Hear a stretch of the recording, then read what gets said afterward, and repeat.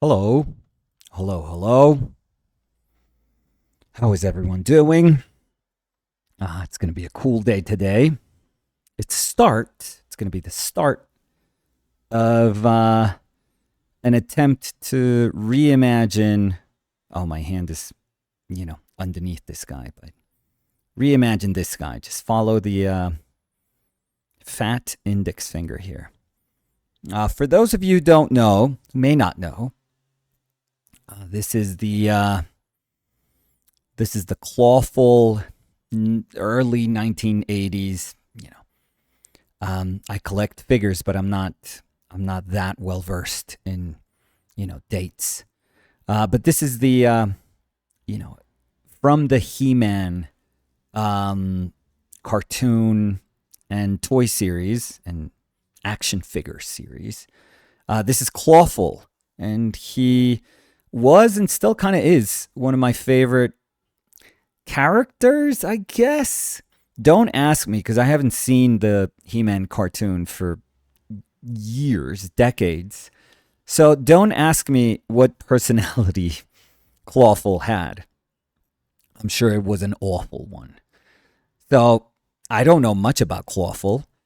All I know is that it's claw and awful together, and he had a big ass claw, and that's amazing. That's amazing. I don't need anything else.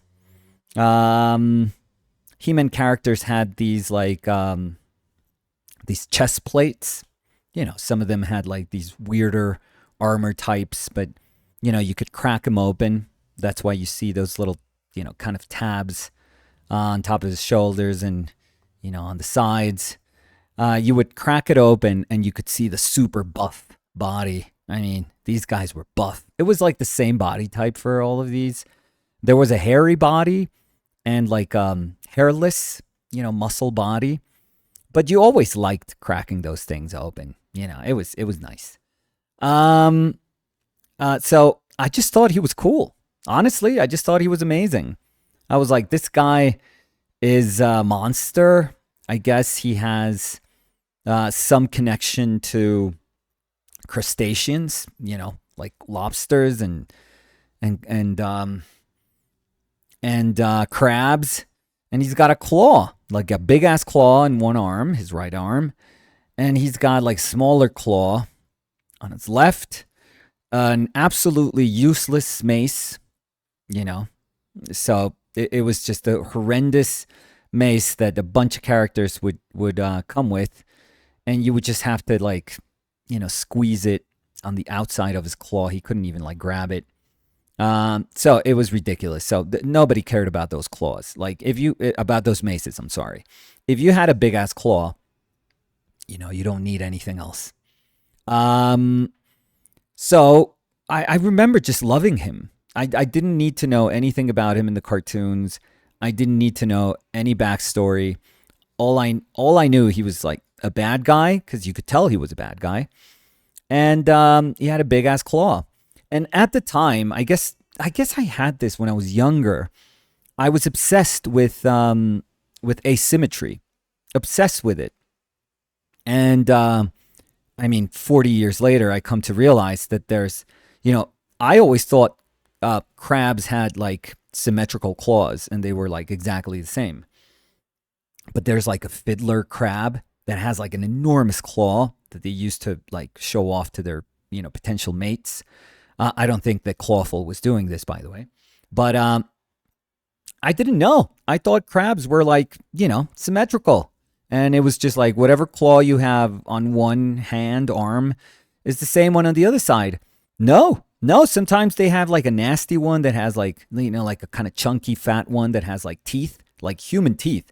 This and the fish that has those teeth, those human teeth, the claws, it's the closest thing to like molars and like, that looks like our mouth. It's kind of weird and nuts and crazy. It's God fucked up. That's what I'm going with.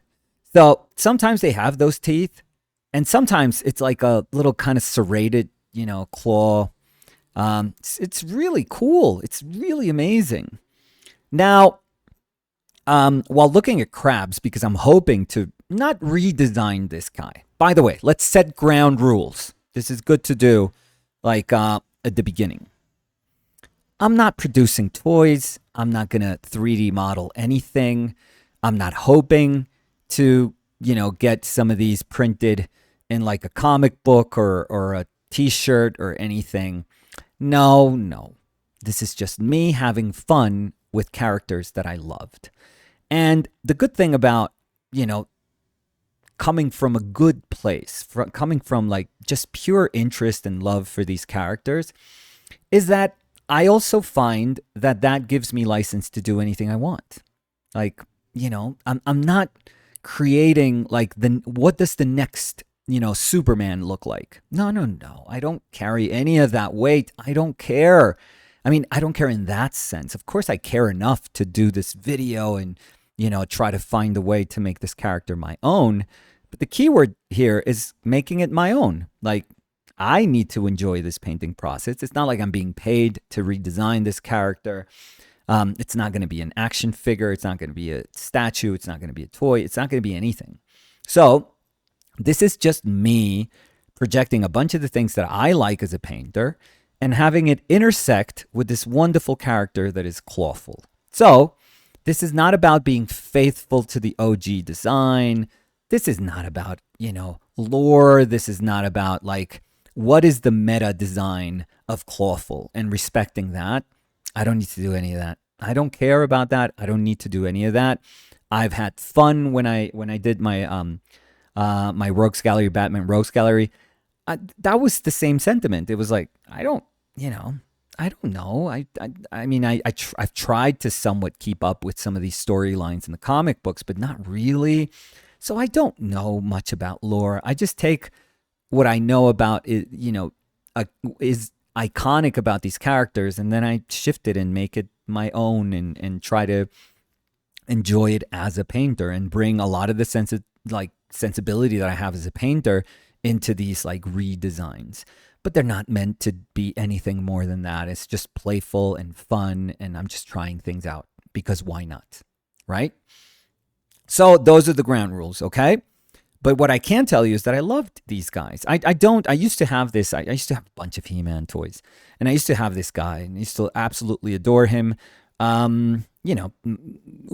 We gave those toys away. My mom gave those toys away, but with my blessing, for sure. My Transformer toys, I was like a He-Man and Transformers kid.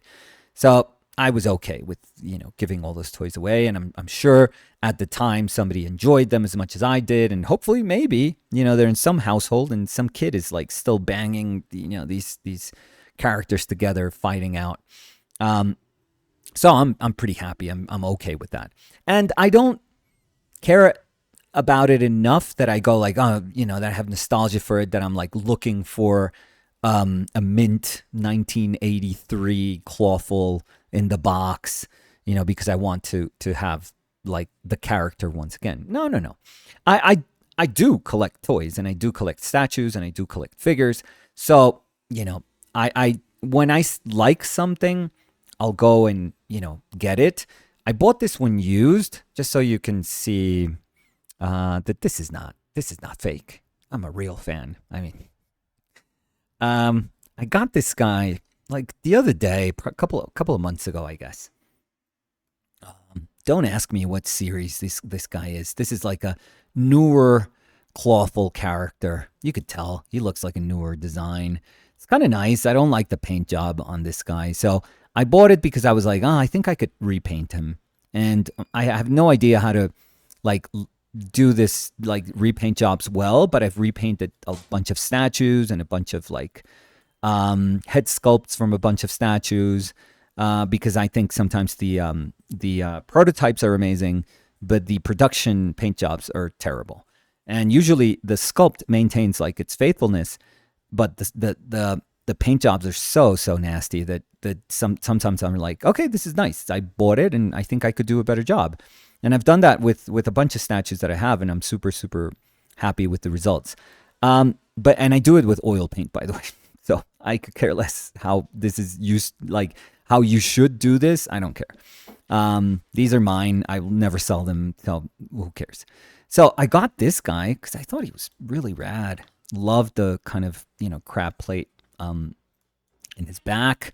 I like the claw, sort of open claw. It's like a bit sharper than the original character. He still has the ugly, green mace that's like useless. Again, why use this mace if you have a claw? I guess you could just grab him with the claw and this just like hit him with the mace. It's pretty good. But, I got this guy. So I don't have the OG guy. Let's go back to the OG character. Where is Clawful? Right here. So I don't have this guy anymore, but I enjoyed him for years. I could tell you that for sure.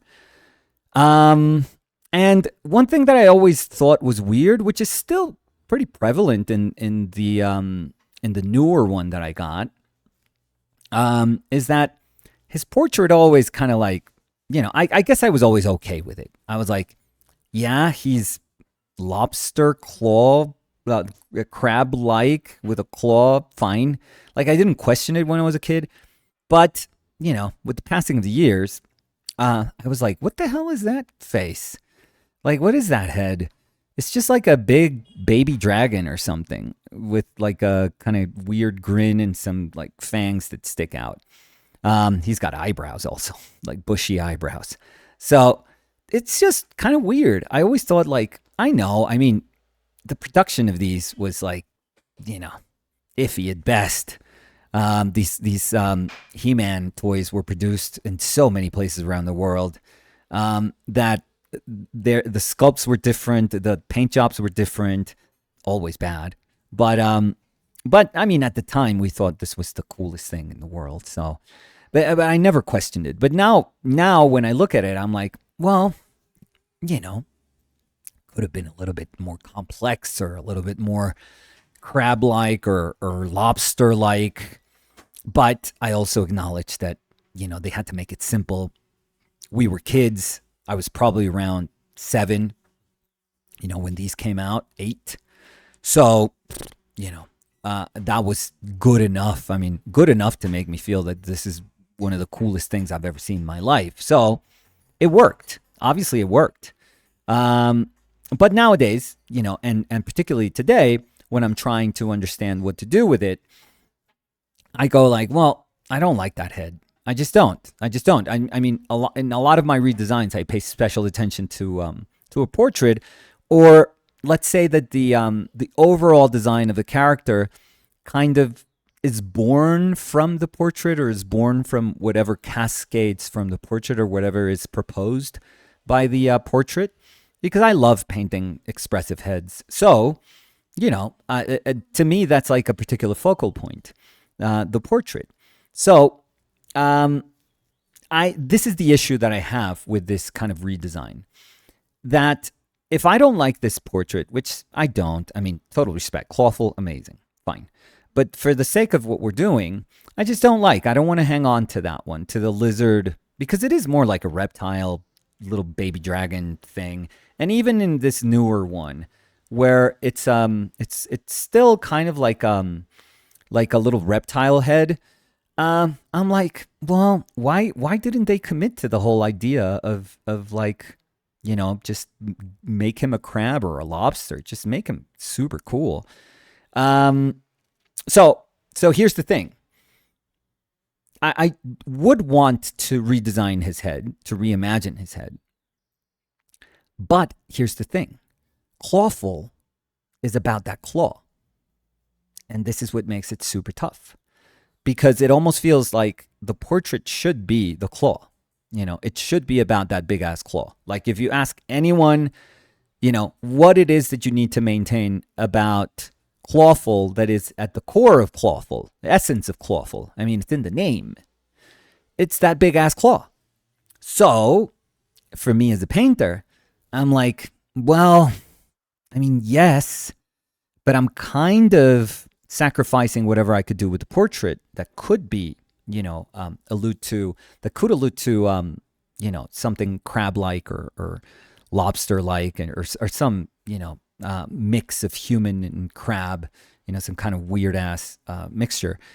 Then you have to think of like, oh, crap, but I have to balance that with the fact that there's a big-ass claw. Now, maybe you're thinking, so do that. like, who cares?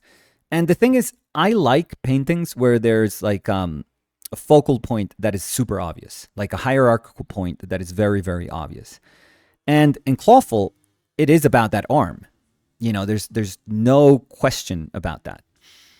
Now, here's the thing about not a ton, but a lot of like these He-Man characters. This was like a thing. This was like a shtick. Having like asymmetry and having one arm do whatever. And I guess this was, this is very true and magical, for a lot of like these characters at that time. You would have the arm that turns into a cannon or a gun or whatever. But in let's see, because I think I have some of these. In terms of He-Man's history of these characters, I mean, we have Trapjaw, which is probably the coolest. Like, I loved Clawful, but Trapjaw, forget about it. Like, he is the coolest. He is the coolest. And one of the reasons that he's the coolest, no, it's not the iron jaw. No, it's not the belt with the crossbones. Come on. It's amazing.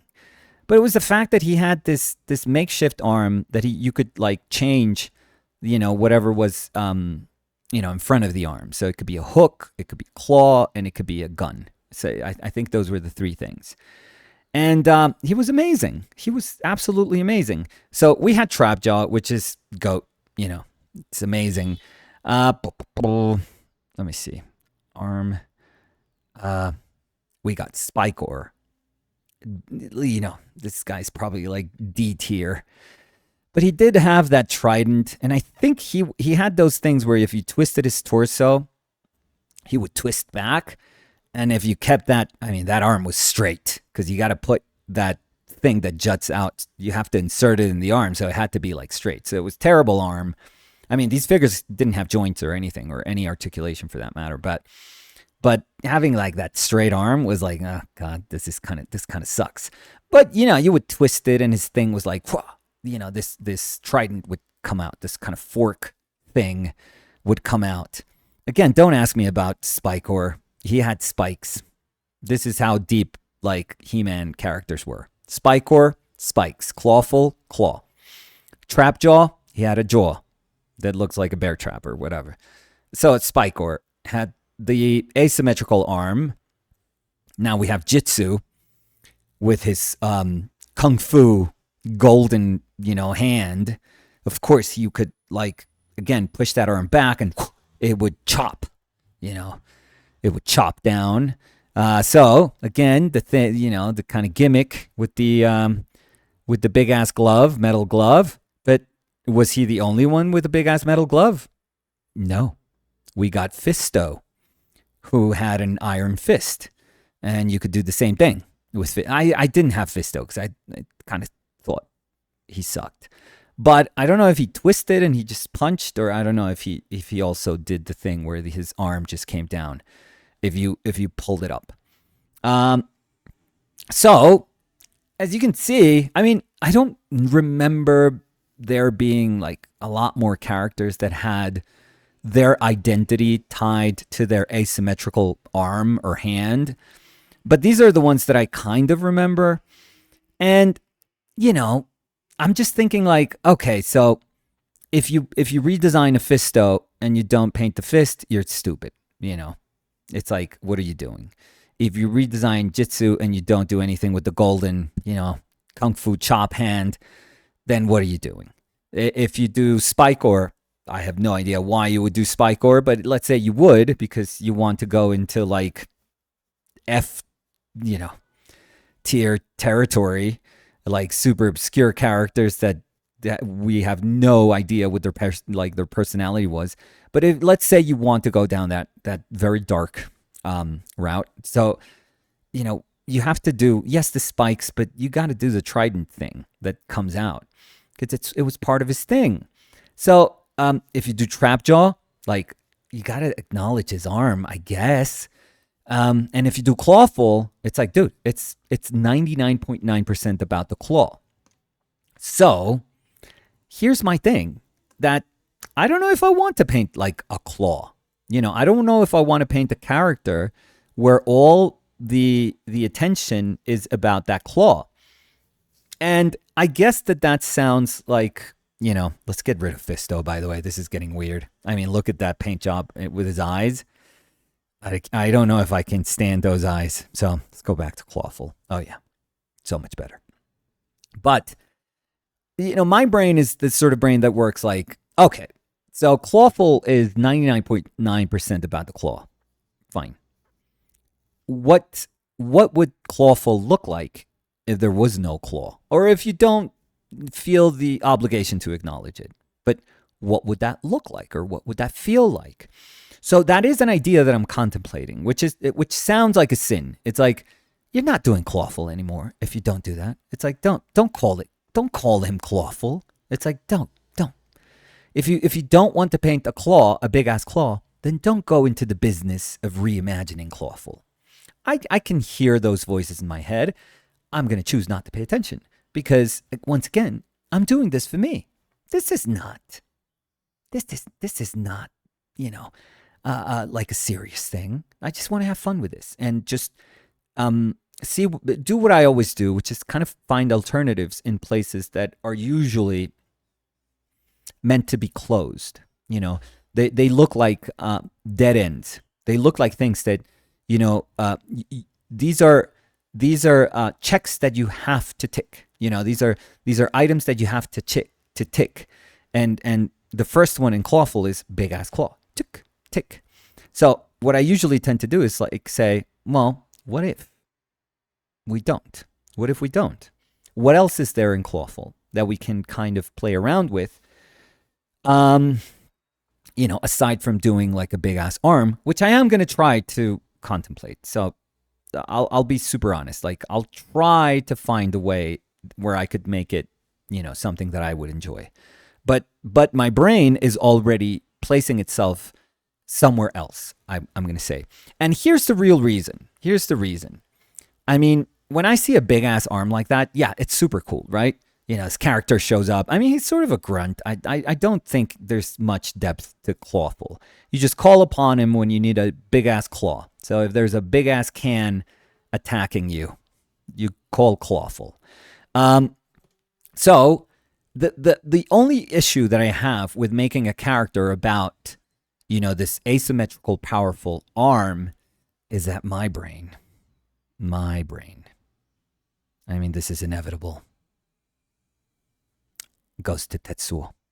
I mean, how can you not go to Tetsuo? It's impossible.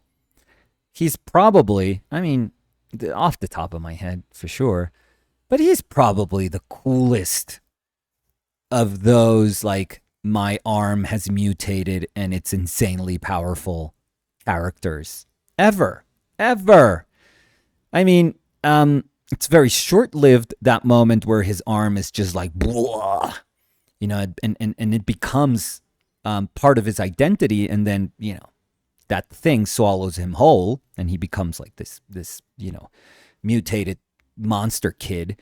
But that arm is just insane. That arm is just super, super cool, which is like super tragic too. This is the colored version of the manga, which I don't like, by the way. I don't like the coloring. I mean, it's of the time, but I just don't like the coloring.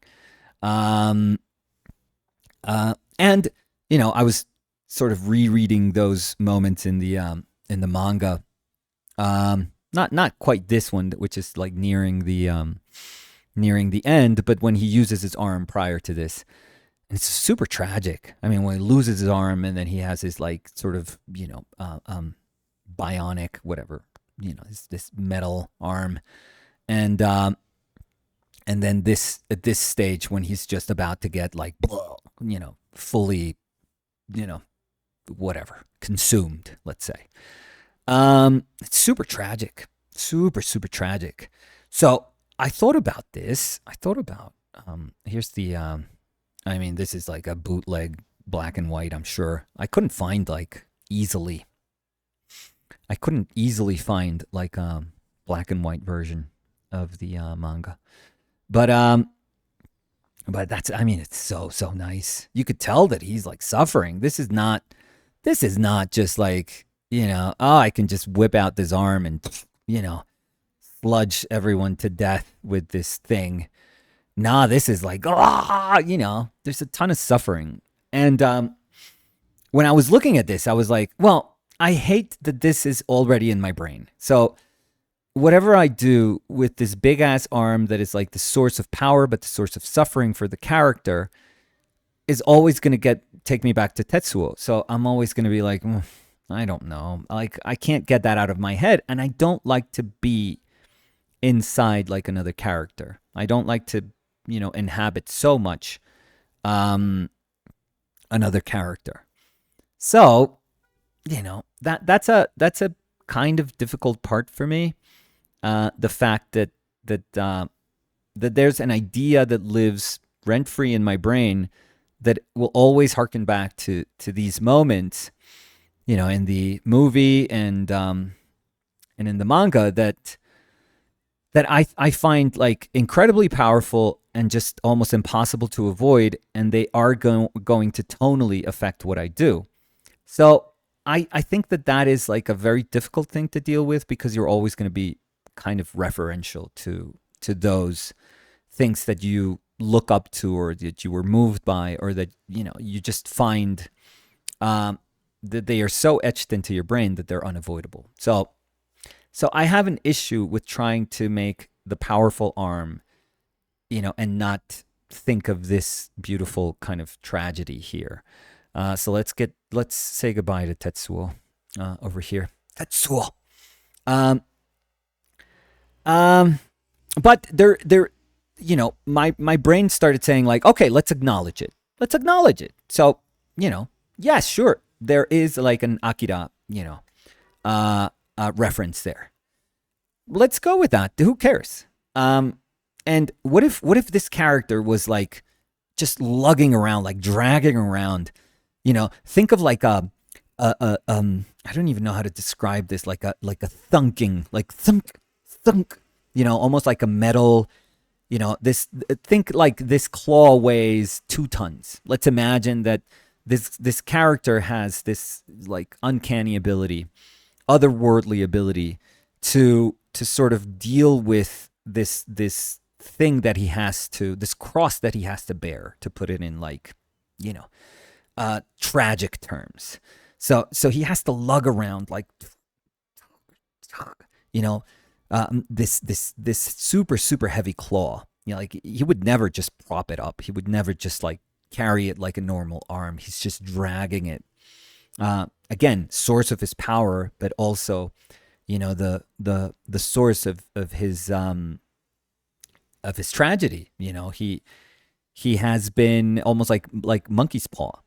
He has been dealt these cards that, yes, he wants all this power, but his sentence has been that he's gonna have to carry or feel the weight of this thing that he has to drag, almost like ball and chain, around all the time. So, I thought of that and I was like, oh, that's kind of cool if he was just a tired kind of old dude. Because once again, like, this was a moment where everyone is on, every one of these characters, these He-Man characters and toys, they're all on steroids. They're absolutely on steroids. So they're all dying from a heart attack when they're, 29. But in my brain, I don't need to put muscles and muscles and muscles. I think the only character that I've done that is like, I gave him like a Dave Bautista back, was Bane, because Bane is about muscle. So that was super easy connection. But every other character that I've painted, I've tried to make them somewhat vulnerable. Even like when I did Rhino for the Spider-Man like Sinister Six characters that I was doing, I made Rhino just old. And I love this idea of old, powerful beings. I absolutely love it. Like when you see them like ripped, you always think like, okay, these characters are infallible and you can't beat them and they're super strong and fine. But there's something about like a character that's kind of leaner or older and they're still badass that you go like, dude, they don't need the muscles. It's like they are on another plane where they're like, muscles? Are you still hung up on muscles? It's like, dude, no. We went past muscles like eons ago.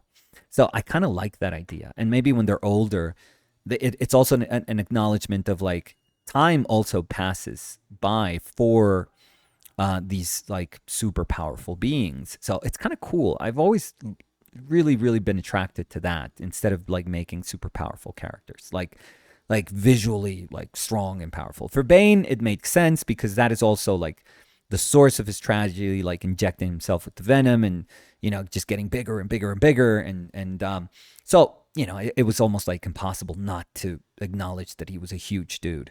But for Clawful, I was like, no, what if he's just like this older dude and he's just like, ugh, you know, carrying this weight.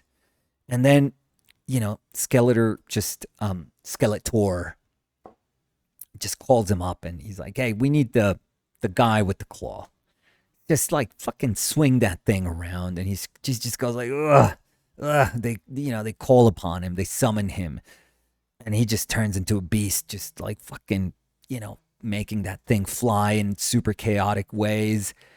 I mean, it's kind of cool. And then, you know, he beats whatever he needs to beat. And then in the end, he's just tired. You know, he's just tired. He doesn't care who he beats up. He doesn't care collateral damage. Maybe he's killing a bunch of his friends. You know, hopefully he kills Ram Man. He doesn't care. He just like drags his, you know, claw, you know, behind him once again and then just goes into darkness. I fucking love that. I love that, like that type of character. I would say it's like, yeah, that is a character that is defined by his you know, deformation. You know, he was just gifted, but it's also a fudge. I'm forgetting how to say this in English. Maldición.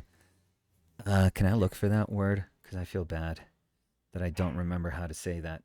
Maybe all of you are screaming it right now. A curse. Curse. So it is his blessing and his curse. He's defined by this curse. By this curse. So I mean, I kind of enjoy that. I really, really enjoy that. And I think that if I were to sort of reimagine him as a character, I would say like, yeah, let's make you be super powerful, but let's make it be a burden for you. Let's make you suffer for this power. So, you know, that would really excite me if I had to pitch like in this character, which is pretty much excuse me, which is pretty much like a blank canvas, to be honest. But if I had to pitch something, I would go like, hey, that could be cool. You know, just a character that says, yeah, I'm evil. You know, this thing, this arm that I have, this big ass claw that I have is capable of like enormous destruction. But it's my curse. The gods have cursed me with this. So I think that you know, that would be kind of awesome. But that's not exactly what we're doing. Like I would want to explore some of that maybe. But that's not exactly what we're doing. Like I also have like enormous enjoyment of saying, what is this character? Well, he's a crab, lobster, you know, anthropomorphic being that just happens to be kind of like, you know, feral and brutal and evil.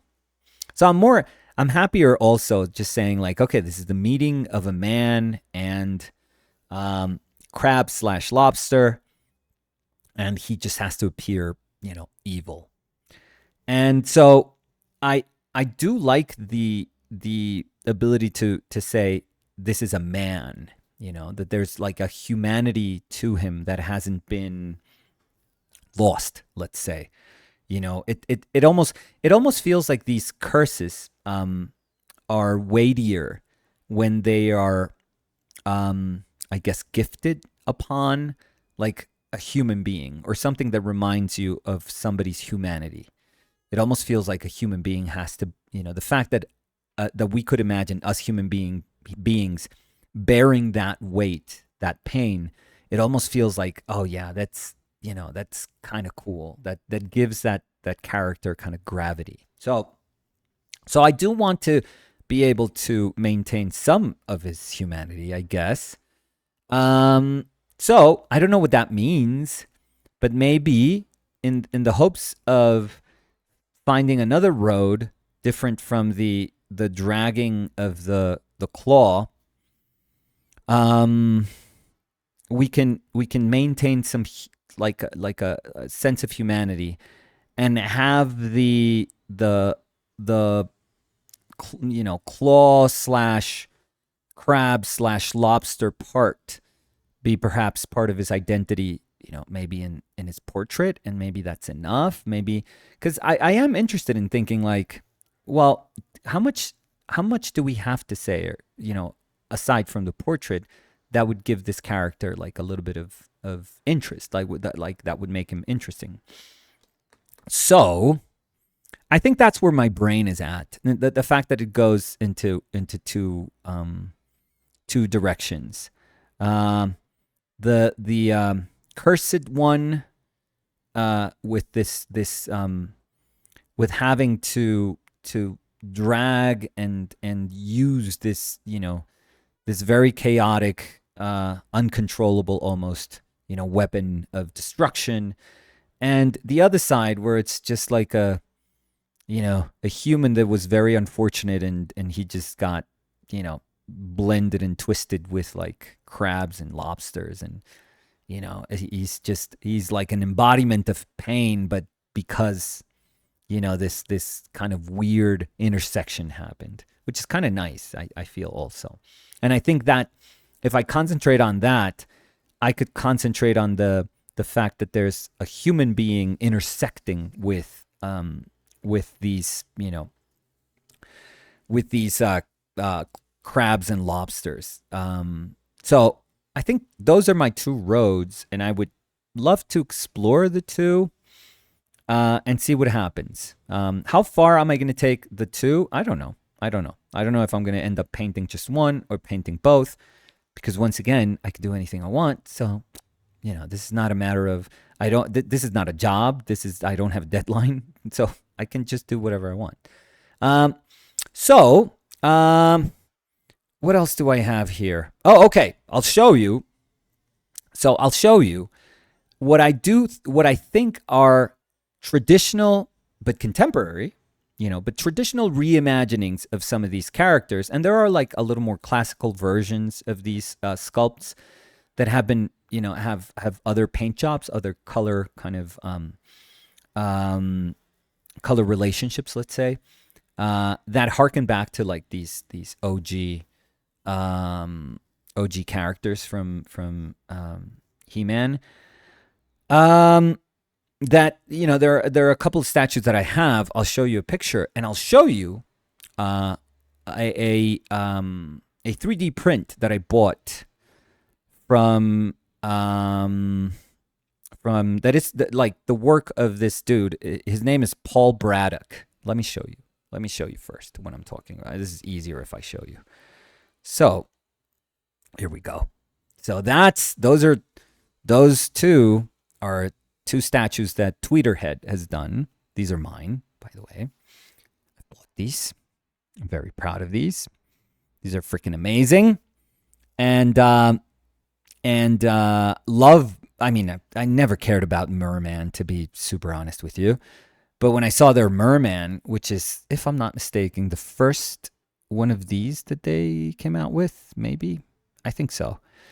I was like, I'm all in. You made me care about a character that I always thought sucked, and you made him look cool and fucking rad. So forget about it. Like, I'm gonna buy it. And then they did the Trap Jaw, which is fucking amazing. It's incredible. So those are the two that I have of this series. They've done also Skeletor. They've done Beastman. Uh,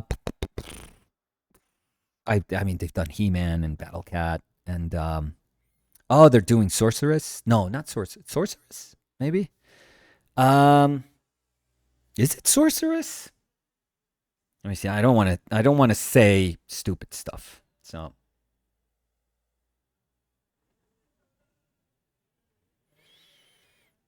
Yeah, they're coming out with Sorceress, and she's super rad. And I think they had like an Evelyn also. Uh, I really like the Beastman, but I thought the sculpt was weird, and the sculpt looked amazing in profile. It's like a killer pose at profile, but when you move it to the front, where you're supposed to pose him like that, it's kind of weird. There's like a little dangling arm in the back. It's not dangling. It's like a little arm that comes out of nowhere, and I don't like that. So I would have to pose him, you know, almost like in profile for it to look like super rad.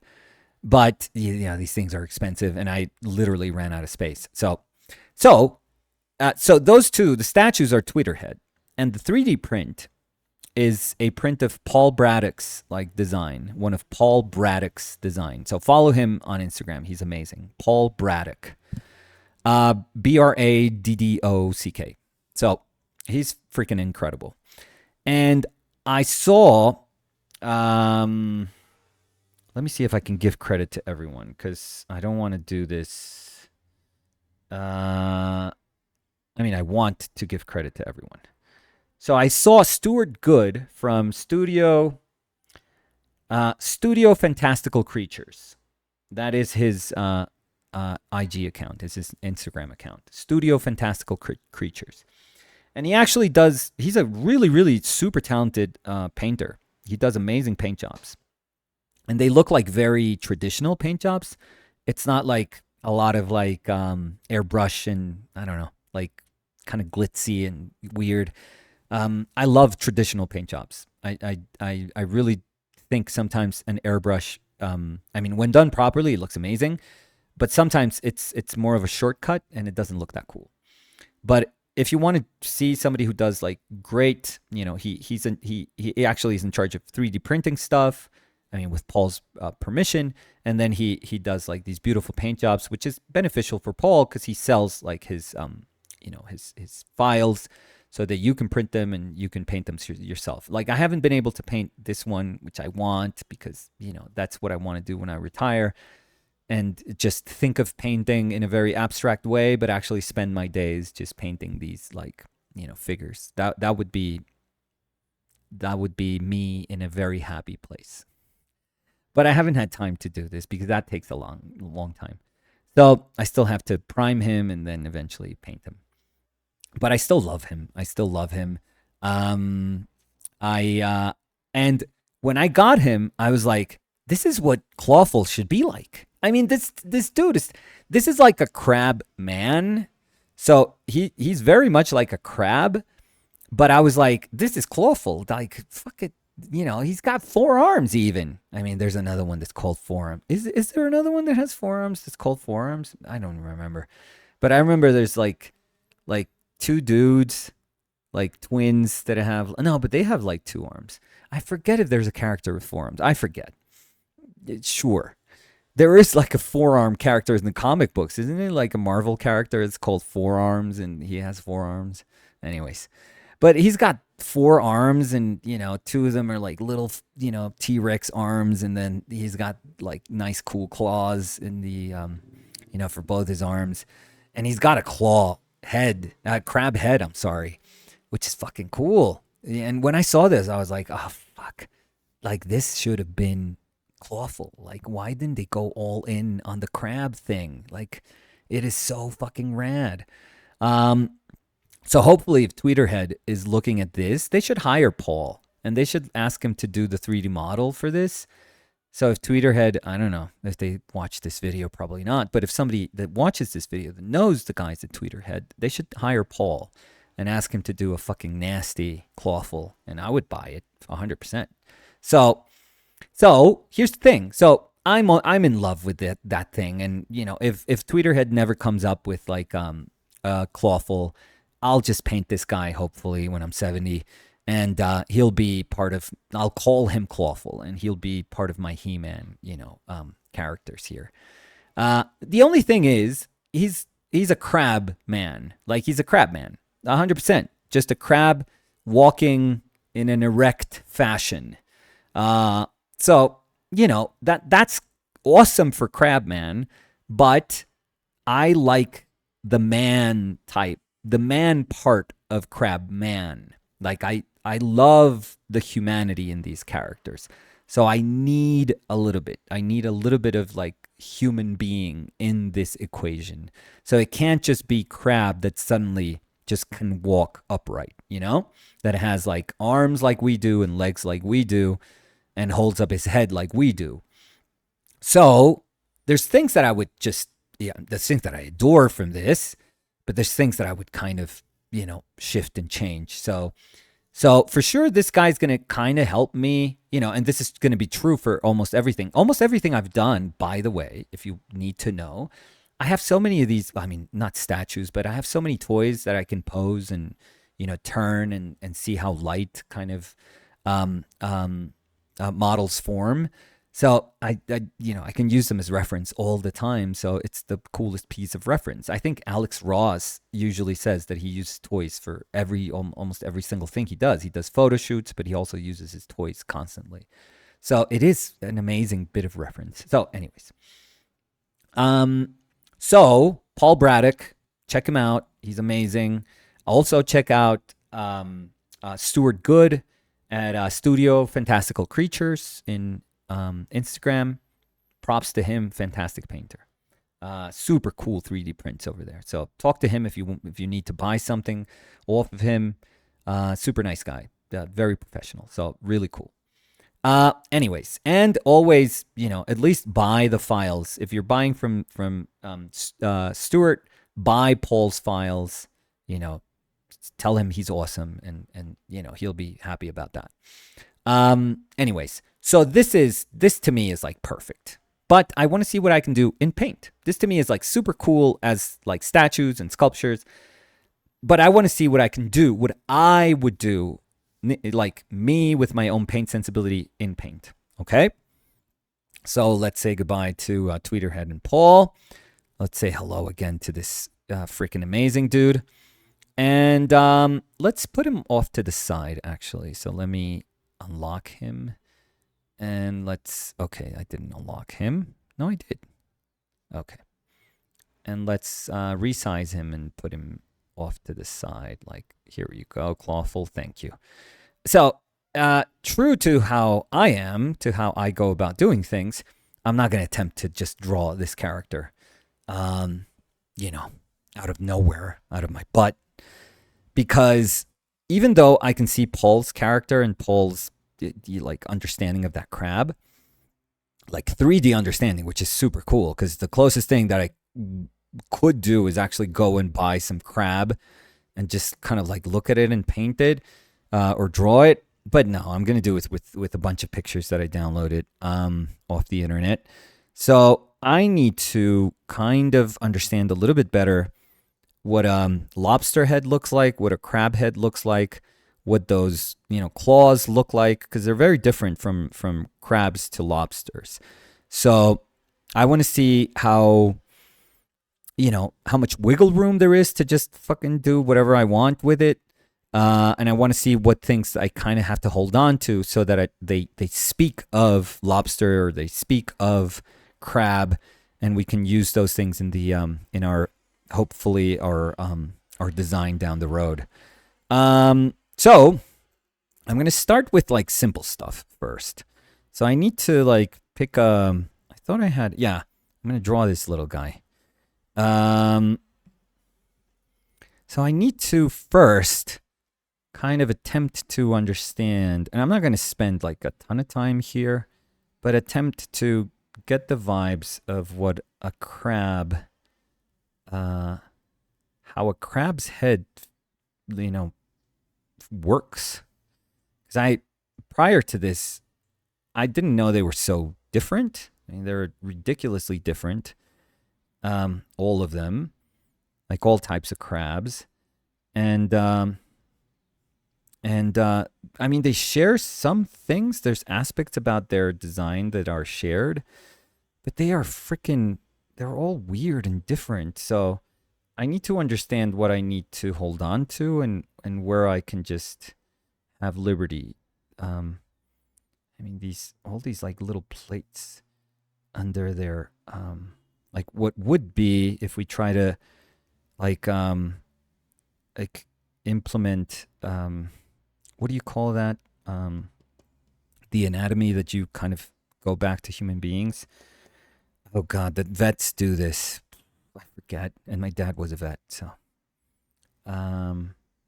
it's a type of anatomy where you're trying to find, based on our body, you try to find like equivalencies, in other mammals, let's say. But you can kind of impose that even on these dudes that have absolutely nothing to do with us, except those fucking teeth in their claws, which are the weirdest thing ever. Like, again, some wires got crossed over there. So I need to be mindful of my axis here. I think this is super important. This goes that side. This goes this side. There's like a little thing there. Love this little bit, and I'll try to be a little bit better about my drawing here. But I'm learning as I draw, so I'm more kind of investigating rather than, reacting at this point. So okay, and this goes down. Yeah, it is about symmetry. All these like little plates lining up together, and this turning here.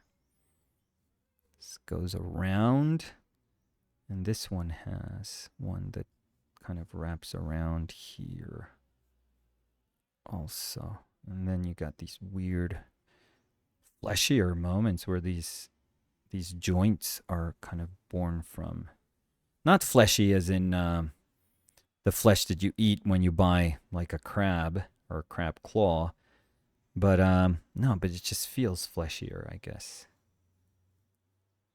And okay, we'll investigate that claw.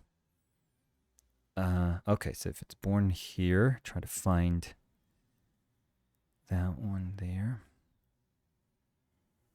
Goes up here. I don't know if this is gonna fit. Jesus Christ, it didn't fit. Disgraceful. Okay, it doesn't matter.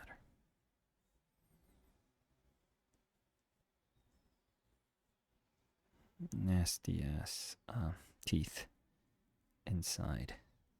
Okay, well, we'll draw this a little bit harder so that you can see it better. But for now,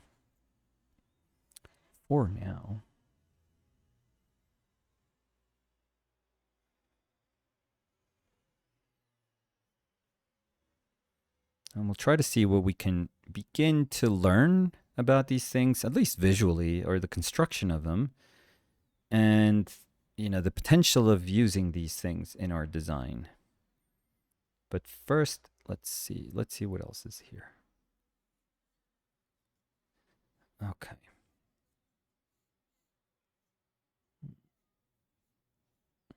It seems like a bigger side, fatter side. That's I mean, on the outer side of the claw. So outer. And on the inner part is the one that you get that is like the smaller one. So these are like scissors almost. There's one that is like the bigger scissor, and then there's the other one that's kind of attached. And I love that one claw can turn this way, and on the other side, it actually goes the other way. One is, I guess, convex, let's call it that way, and then the other one's concave, which is nuts. And these are like dumb little things that you don't really, I mean, I don't, but you only get to appreciate when you're looking at these characters because you want to learn something, from them, at least visually. So super, super cool. The other leg goes right there in the back. And these legs are not going to fit, so. But I was more interested in, for now, I'm more interested in this part than in the kind of like more periphery of his design.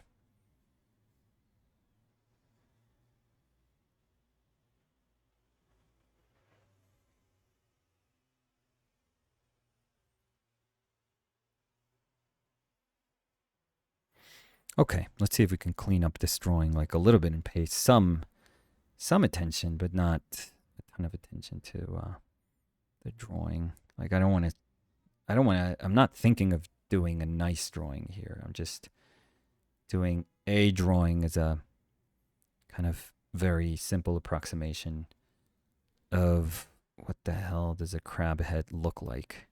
Jesus Christ, these eyes are fucking amazing.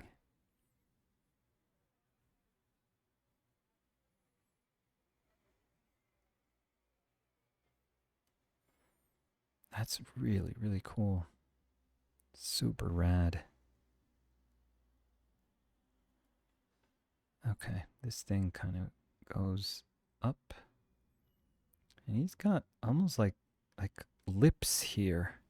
It's nuts. He's got like almost like a little mouth here. Comparative anatomy.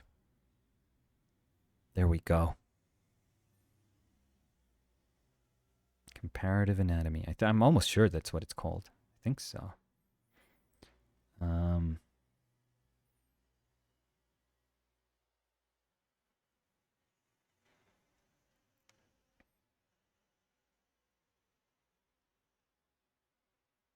Okay. And this is fucking, it's so cool. I'm in love with axes because I do think that when you travel with the axes, that's when you understand how to make something asymmetrical if you have to, and how you can play off of that asymmetry. So, this is super, super cool. Okay. Oh, God. Insects.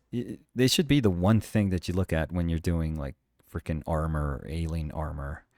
Insects are out of this world. Jesus Christ. Okay. This goes down, actually. Oh. So this is.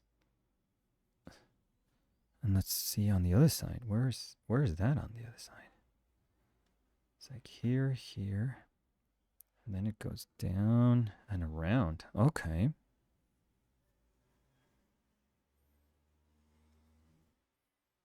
Okay. So that's it's a really cool shape that goes around, travels around. Okay. That's kind of cool. I mean, this is all kind of darkish. I mean, tone shouldn't be important in this drawing for now, but. And this is chaos, but it's absolutely beautiful. There's like really weird, kind of symmetrical, but not perfectly symmetrical plating here.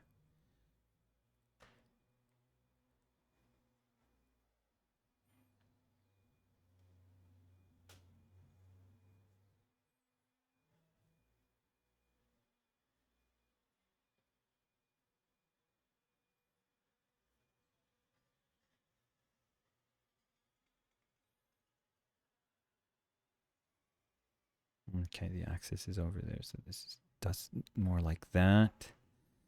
Then it goes down. That is so cool. So the underside of this is so freaking abstract. It's so stupidly abstract. It's amazing. So I think it would be a little busy, but that could be cool because I'm trying to think a few steps ahead, but I don't know. I don't know what I'm going to do. But if I'm thinking a few steps ahead, like when I'm interested or something that I'm perhaps more interested in is using the upper part of this, almost like as a cap.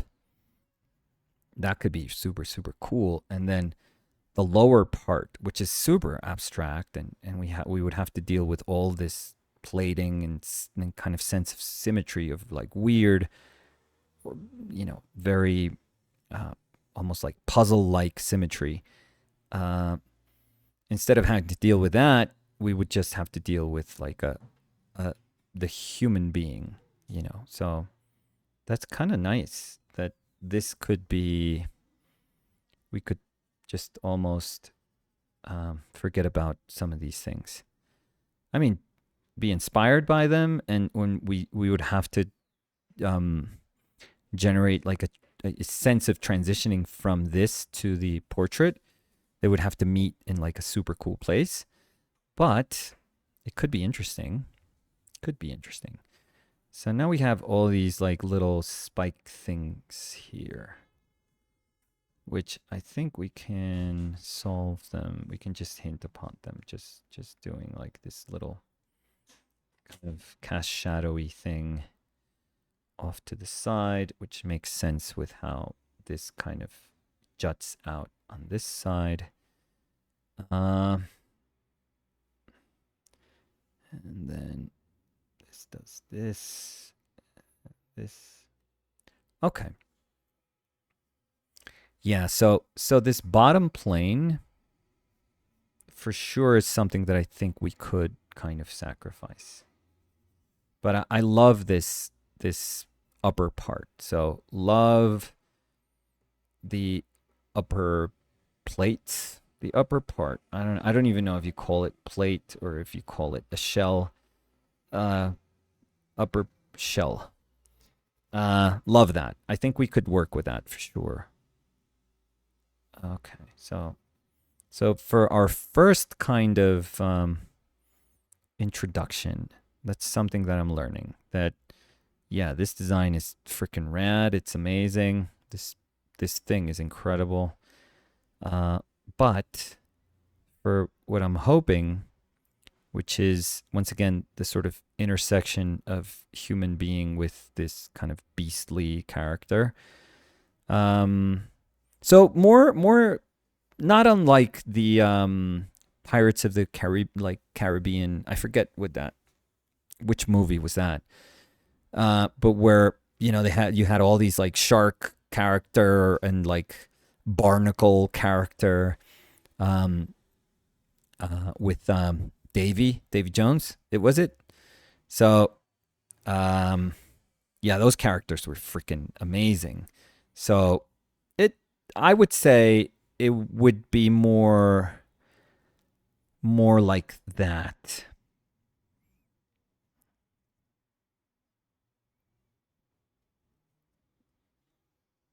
Okay. Claw, I'm more worried about the contour of it right now than little details. So just simple shape, simple outer shape. Okay.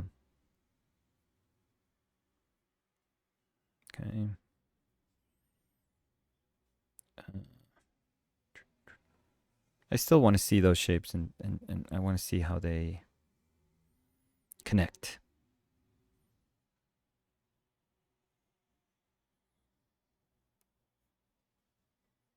Okay, so fine on this side. And then we go to the other side.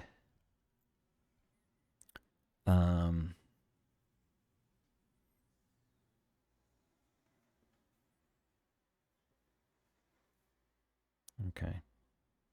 Big kind of upper arm, little joint. So we can think about those things if we are going to do, the kind of swinging big ass, or if we're going to contemplate that swinging big ass claw arm weapon thing, it'd be nice to remember these joints. So remember sort of fragile joints. So these little bits. And like, where would the other one be? Here. Actually, it's legacy, but this one. So that one there and this one here. Okay. So that would be very, very nice.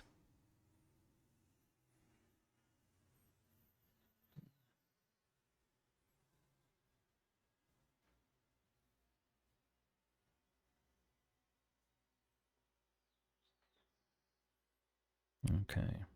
This is fine. Big ass mauler over here. I mean, there's some explaining. There is some explaining. You know, when the world ends, when everything goes to hell, I want to know who is responsible for teeth, human teeth, in crab's claws. Because there's some fucked up story. I'm sure there is. I'm sure there's that one weird dude that was like a little too alone in the depths of the ocean. And he saw a crab and he was like, well, doesn't look that bad. But yeah. Yeah. Explain.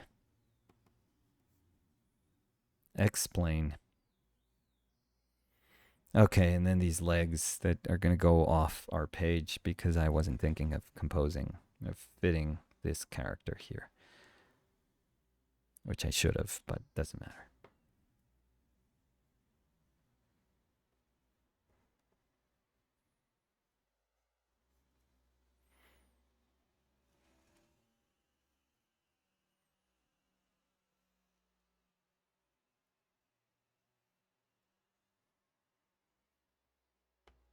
Okay, so. We're drawing, but we're also hopefully coming to the part where you say, okay, why did we draw this? Like, what are we hoping to get from this? So for me, what's let's say what's super important is understanding that if I am going to intersect, you know, this type of head, because we still haven't checked out what a lobster's head looks like. Maybe we favor lobster over crab. We end up favoring lobster over crab. But if we end up favoring this guy, like, what is it that we're using? Are we using this kind of nasty, you know, breaking of the shell into all these like smaller plates? Could that be the sort of growling mouth and rah, you know, that makes him look like super cool and evil? Would we have to deal with all these like little weird plates here? Do we want to deal with all of that? So that's a little, you know, something to think about. But what I know is that I actually love this upper part. I love these eyes. I'm always fascinated of, you know, when thinking about the eyes, I always think, do they replace human eyes? Are human eyes, or can it get away with both? Or get away with both, with drawing both. So maybe it's these eyes, and maybe there's a head down here that has human eyes also. I freaking love that. So, and this mouth can intersect, this kind of breaking up of the shell of the bottom part can break up, you know, and become like this kind of gnarly mouth. So I think we could totally do that. I think we could 100% do that. So that's kind of nice. We have the dangling legs. Dangling legs. What do we do with those legs if we want to, like, you know, make it very crab-like? Like, what do we do? Are they part of the back? Maybe? Part of the back? Back, perhaps? Like a back, like an armor? Like the crab is hugging the back and then coming around, like from the back to the front. You know, this kind of shell is kind of wrapping around the head. Um, maybe that's kind of cool. Do they dangle? Like if this is a hat, do they dangle like those, tourist Jamaican dreadlocks, hats? Woof. Maybe not, but maybe that could be kind of nice. This kind of crab just dangling. Could you imagine you get close to this dude, close enough to be like face to face, and then you're like stabbed with these like freaking, like scrawny little jaggedy legs. That's kind of cool. Now I'm liking it. I thought it was going to be kind of weird, but I'm digging the Jamaican tourist hat. So, let's say embrace Jamaican tourist hat. Tourist Rasta hat. Not a hat. It's like a beanie thing. That wrapping thing. Yeah. Okay. It's not that bad. It sounded like a horrible idea, but horrible ideas sometimes are cool. If you go past the horrible part, you go like, well, there's an idea there. So if you're able to just, say, okay, excuse me. But maybe that's kind of cool. Maybe these things dangling and going like, tuk, tuk, tuk, tuk, tuk, tuk. It's kind of freaking cool. Who does the, what am I thinking of? Oh, God. That it just goes like, and it stabs like, I don't know. I don't remember. Or they could just be dangling. It could just be chaos. So these things could just rattle and be chaotic. Yeah, I kind of like it because, I mean, you want the claws to be still, it's clawful. So remember the claw. So it's still clawful. So the claws have to be the thing. Still, that still has to be the major thing. So, yeah, so maybe these just dangle. So we can embrace it, but let them dangle. Let them dangle. So that's kind of nice. Let them dangle. So that's good. Okay, what else can I? Love the eyes. Fucking love the eyes. Yeah, love those eyes. Love that hard shell up top. Yeah, this is cool. Okay. Would this be enough? Would the head be enough to communicate clawful? So the conclusion, I would say, for this guy, would the head be enough? Head. Okay, what are we writing? Would the head be enough? I guess that is the big ass question. Initial, like the big first question has to be that. I have a bunch of other crabs here. Let's do a simpler head, like right here. Just a very kind of quick head here.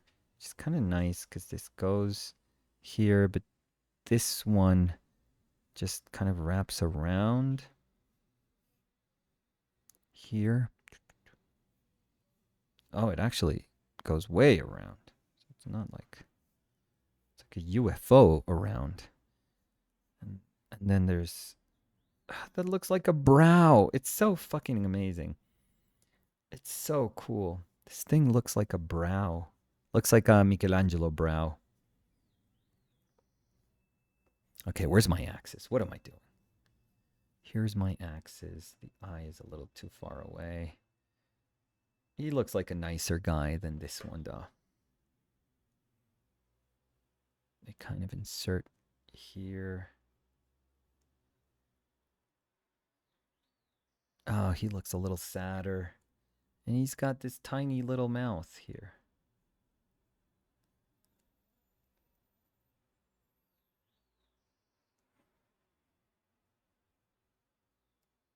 Love the coloring of these eyes, though. Okay, you're not seeing it, but trust me, bro. It looks cool. And these are all spikes, which I mean, I would like to do as a sort of motif, but I would, it'd be annoying to paint. So these things going off to the side. Let me see. Let's sharpen this thing.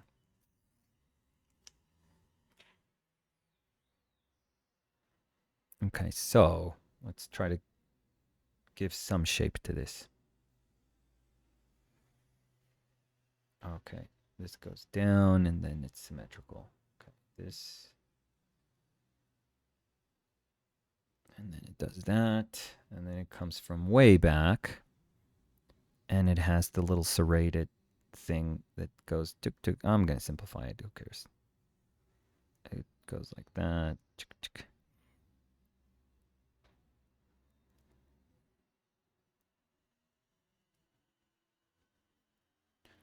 Okay, nice.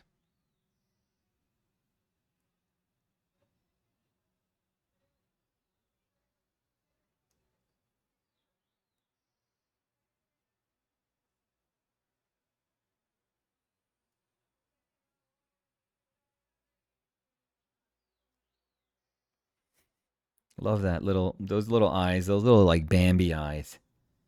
So he looks too cute, I feel. We need like a nastier. This guy's nastier. So, yeah, these eyes are too close. Eyes too close. Too close. Too close. Maybe. Bambi.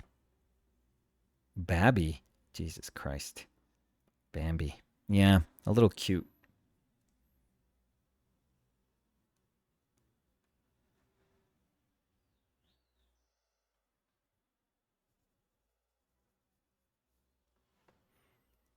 Okay. Well. And then this goes just lower plane of that shell. The underplane. Yeah. This one, I'm having issues with this design because he just looks too nice. And this dude, regardless of him being a grunt and a bit of an oaf and one note, he's still evil. You still want to make him evil and look evil and feel evil. Even if you know that He-Man would kick his ass in like a second. But still want to make him that.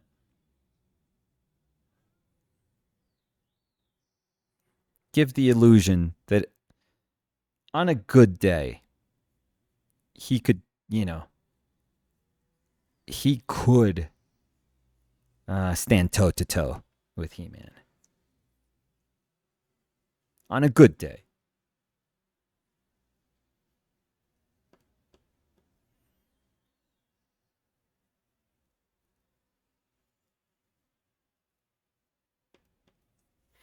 Okay. Well, so is a head enough? I don't know. I don't know if it is. I don't know. I don't know. I don't know. I think you still need the dangly arms and legs and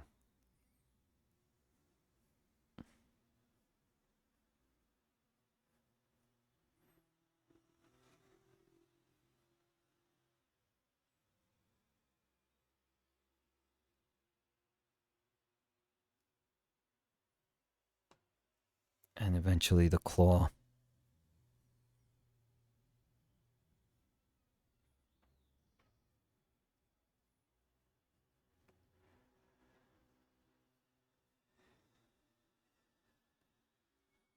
Yeah, you still need these things.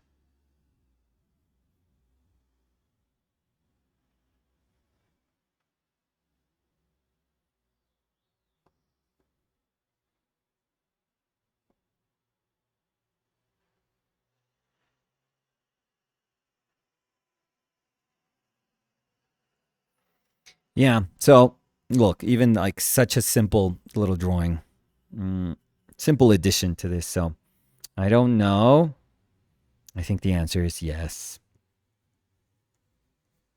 Yeah, we need them. We need the danglers.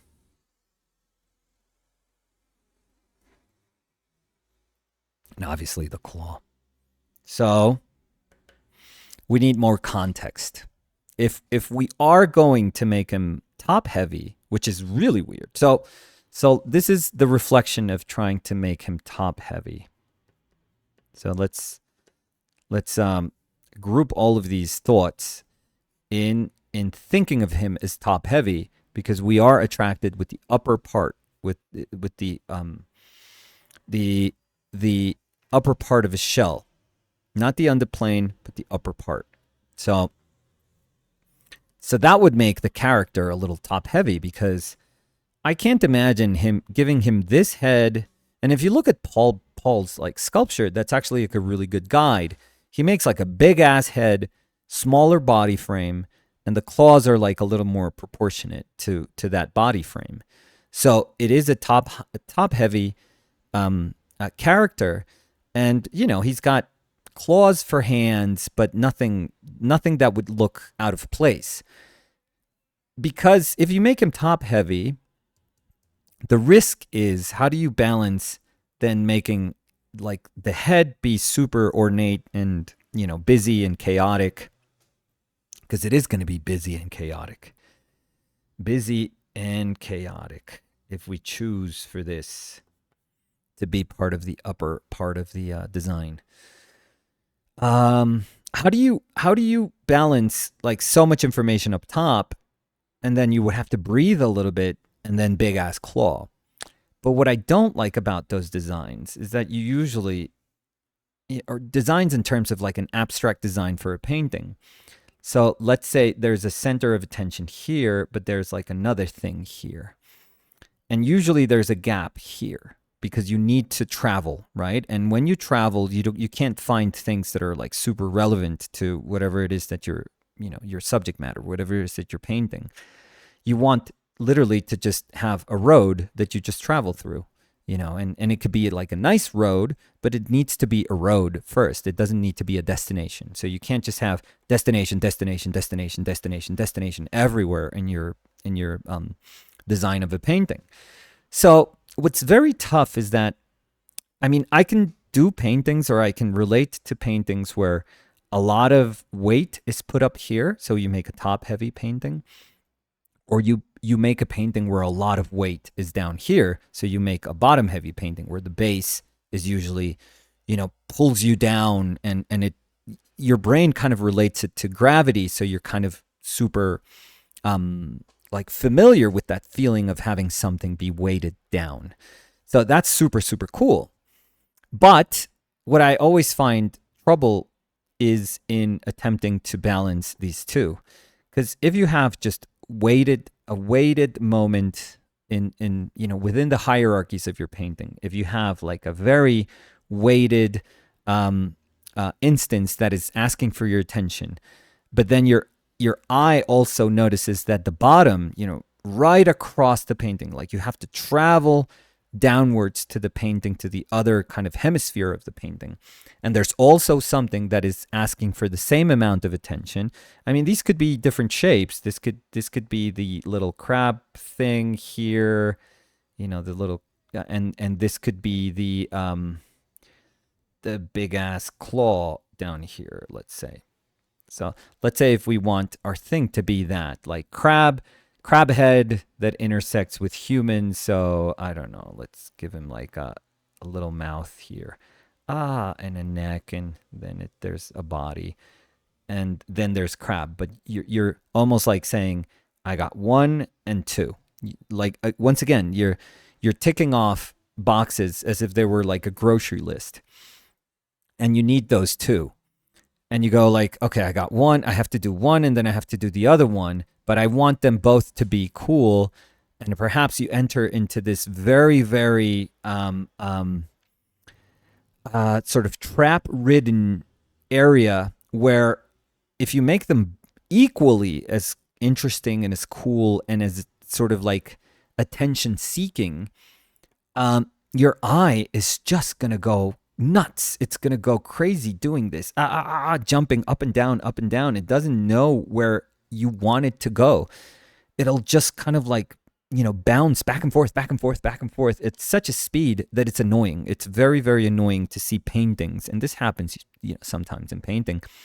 And I would say it's not like an effective disposition of shapes, and it's not an effective use of hierarchies, and it wasn't like the painting usually didn't recognize like what is it that they were trying to push in that painting, and they just got, the artist just got excited, overly excited with different elements that could have been secondary, could have been tertiary in a painting, and they made them, compete with what seemingly would have been the more intelligent choice for like a focus area of the painting. So when you get paintings that are like that, your eye just goes nuts and goes like, no, this is a little too confusing to see. Like, I wish I could stay in this image more, but it's just asking a lot of me.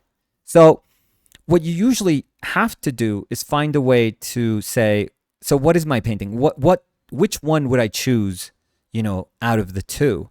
And therein already lies like one of the bigger choices that you're going to make. Because if you say it's about the bottom and it's about the claw, well, great. You could use like tons of different, just elements that are, at our mercy as artists that we could use and we could, summon and call upon to say, how do I make something secondary and how do I make something, the primary area of focus? So let's say you could put, his head in shade and edges could be softer, and then suddenly, you put light on that claw and it just looks amazing, and you could, really, really develop form, and it has more detail and sharper edges and higher contrast, and, there's tons of ways that we use, that are part of the language of a painter that we can use to try to minimize the relevance of an area. And we still have to paint it. So you have to paint it respectfully, but you can minimize that area and concentrate on something else. But if our character becomes about these two things, I'm worried. I'm really worried. So let's say that a lot of these reflections, a lot of these like, what do I use about, like, what elements can I use from this head, from this design of this head, and how relevant are the more the elements that are in the periphery, the items that are in the periphery. So the hind legs, whatever they're called, and the claws, the arms. How relevant are they if you're going to choose to make them be part of that upper hemisphere? And I would say yes, we need those kind of dangling elements. I'm way more interested in the upper part of that, of that shell for sure. I think we can make a transition towards the lower part, and we can use like, the mouth and the jaw and perhaps the ear. I don't know, whatever we can find as elements that could intersect with this to find a nice kind of blending of those two. Yeah, but this probably means that it has to be a top-heavy painting. So I would find a way to minimize the attention from the claw, which once again sounds like a sin.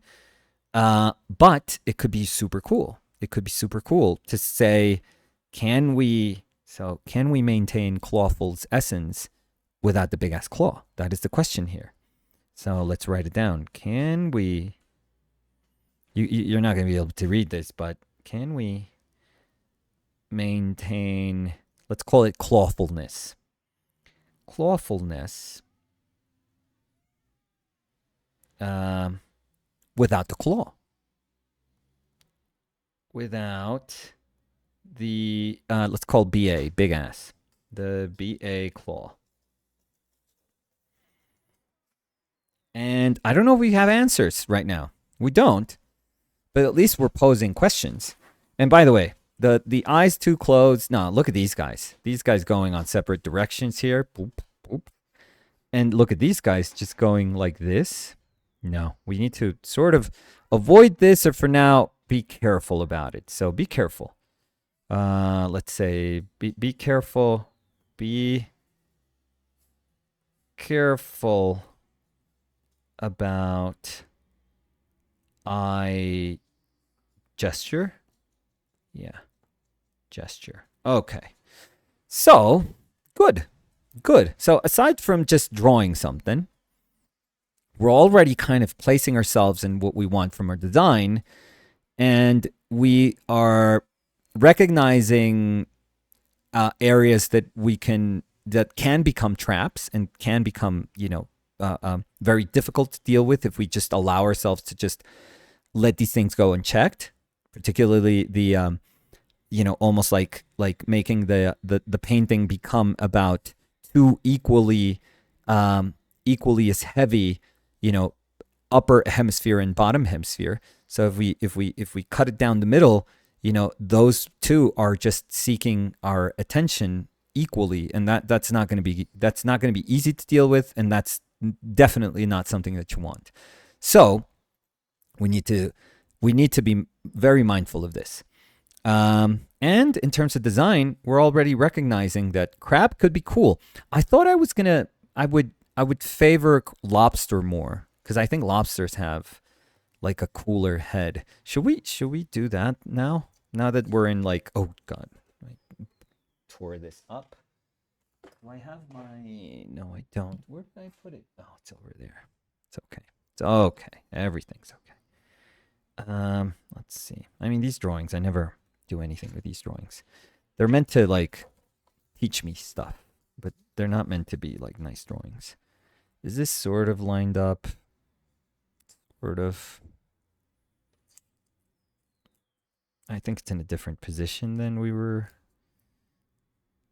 we were using it to draw initially, but it looks like it's in frame. Like it's kind of, no, it doesn't look like that. Jesus, why did I miss this thing so much? There's so much perspective here. Anyways, doesn't matter.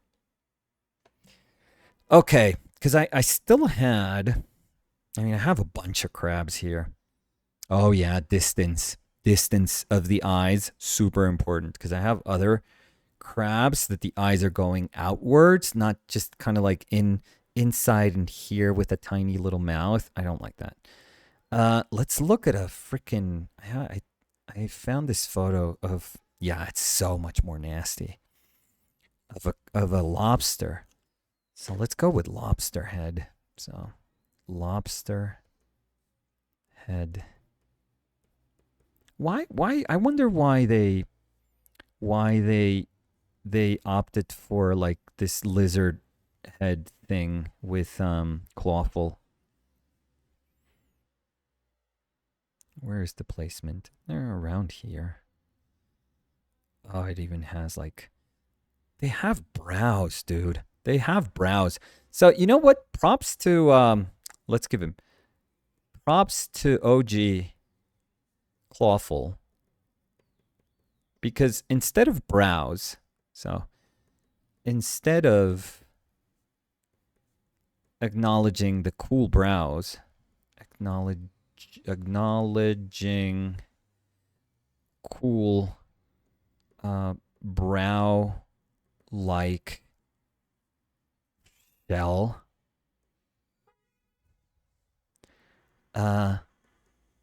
they opted for Scorsese eyebrows. Scorsese? Yeah, it's Scorsese. That's a C, right? I think so. So props to them. I mean, I think the brow would have made it a little bit cooler. The fact that shell kind of echoes like a brow-like gesture. That would have been freaking amazing. But they opted for the bushy eyebrows, so God bless them.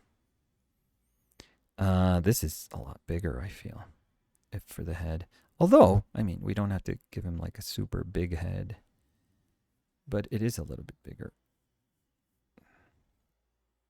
Yeah, because this thing, oh my God, it even has like a little, what's that part of the eye called? The inner part of the eye? I don't even know. Little, it's not like the tear thing. Oh God, I can't do this. I have to know now.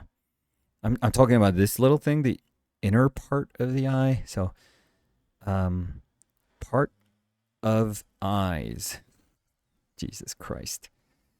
What am I doing here? Part of eyes. What is this called? No. What is that called? The little pink part. The lacrimal? Is that where the gland for our tears is? Part of eyes. Come on. What's it called? Oh, Jesus Christ. They don't say it. I just need like a simple lacrimal. I'm trying to read like a 2-pixel image. The hell is that called? Oh, it is the tear duct. So that is the tear duct. I thought the tear duct was like part of our lower lid. No. Oh yeah, lacrimal sac. It is part of the sac. These things have like sacs. Okay, that sounded weird.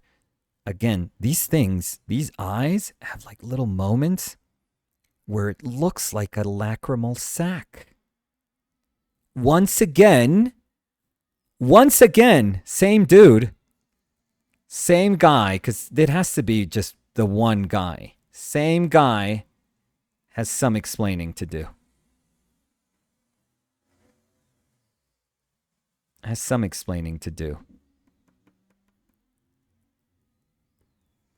Tear ducts and teeth? I'm sorry.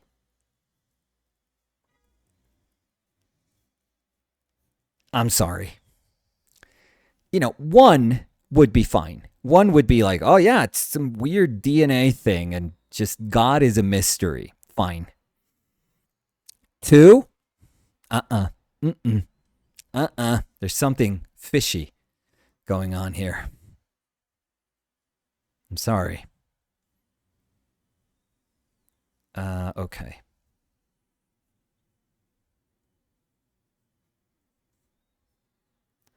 It feels very cranium-like also. These feel like cheekbones. Again, it's comparative anatomy, but I wouldn't expect it from crustaceans. Do we share... Jesus Christ, do we share something with crustaceans? I need to know. Do we share... What, ancestry? How do I word this? Something with crustaceans. I think we do. Yes. Jesus, fuck. Yes, humans share a distant common ancestor with crustaceans.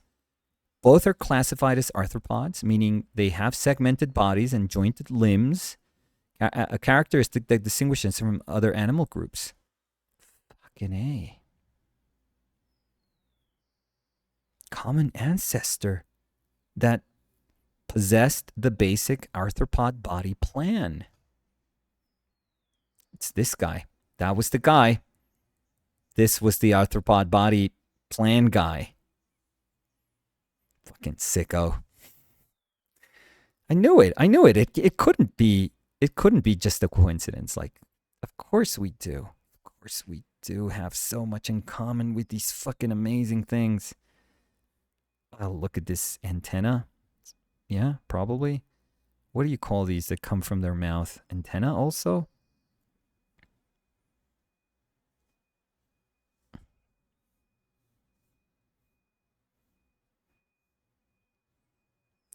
Oh, so much cooler. Excuse me. I'm dying here. Oh,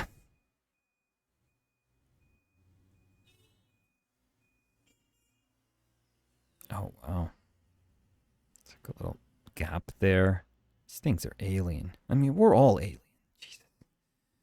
And then the gap on the other side. Come on. How cool can you be?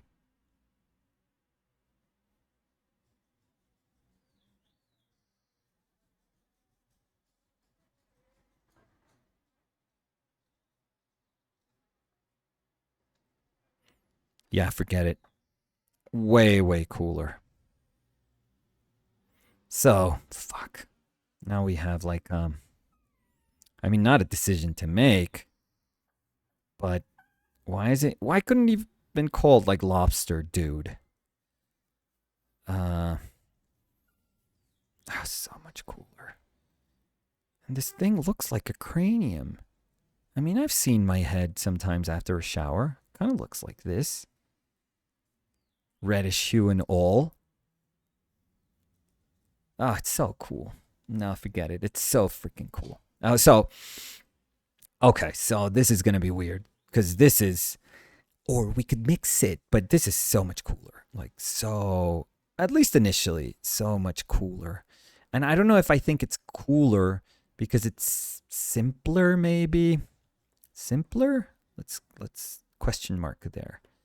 Is it because it's rounder and simpler? It doesn't have this upper shell, this lower shell.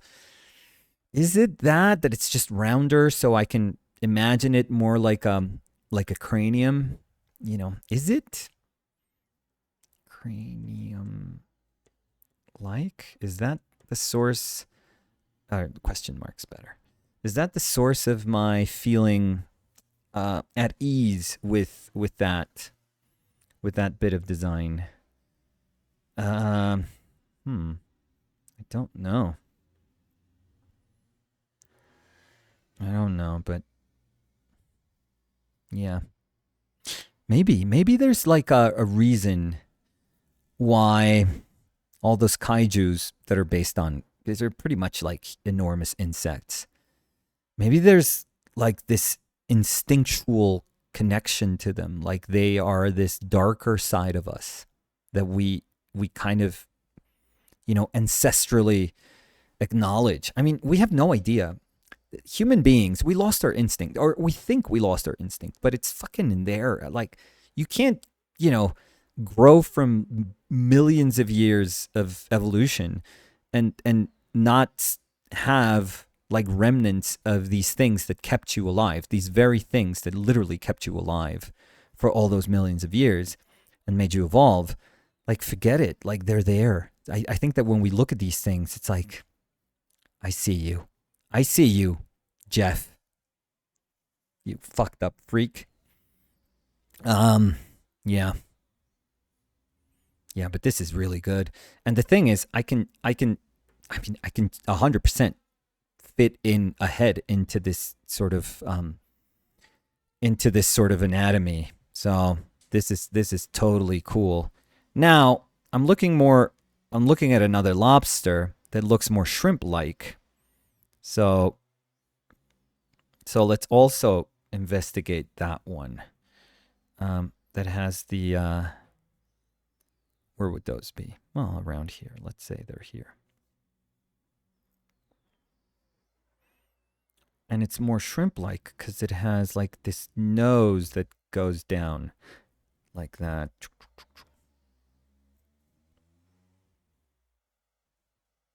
There's the axis here. Oh god, the plating on these things. I don't even know if it's called the plating, but they're freaking beautiful.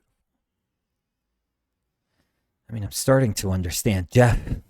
You know, maybe I am the origin of Jeff. Maybe Jeff was just drawing them. Fell in love. You know, it's actually a beautiful thing. It's still kind of freaky.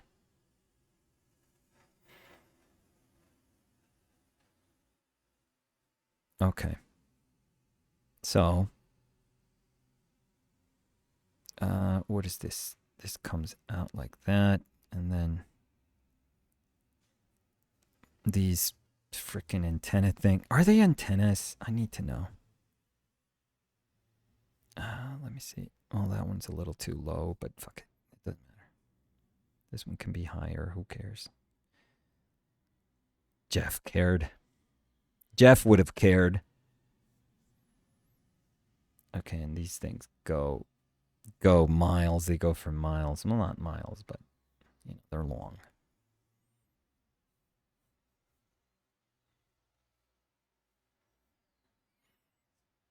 Ooh, that's nasty. What is this? Like tiny legs? What the fuck are these things? He's got tiny legs up in the front also? What are these little baby dangler things? What the fuck? Are they like a beard? I mean, they have joints and everything.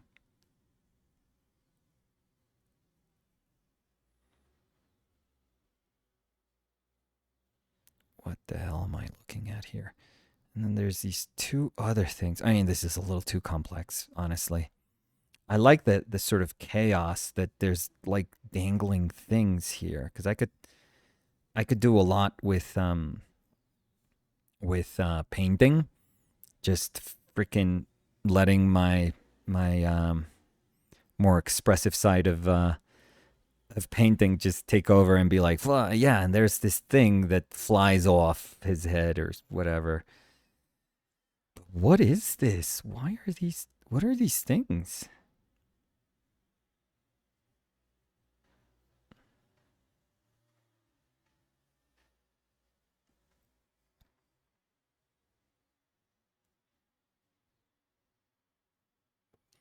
I have no idea.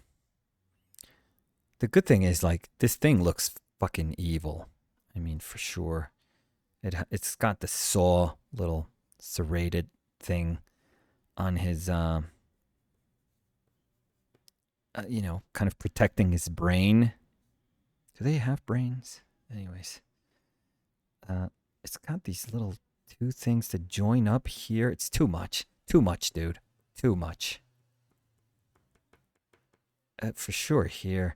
That could just be like, I mean, love the danglers, but they could just be like texture. So danglers can become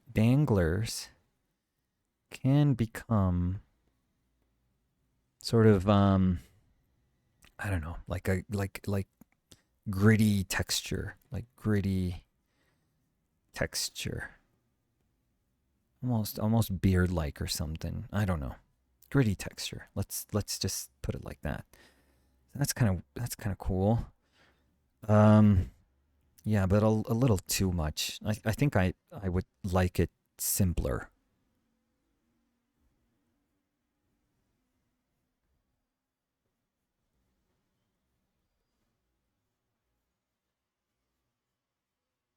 I like my lobster simpler, said Jeff. Love the little freckles. I mean, gingers? Is this where they come from? Freckles, red. You know, I mean, I'm kind of like a bootleg ginger, so gingers. Again, Jeff. Jeff, explain. Freckles. They have freckles.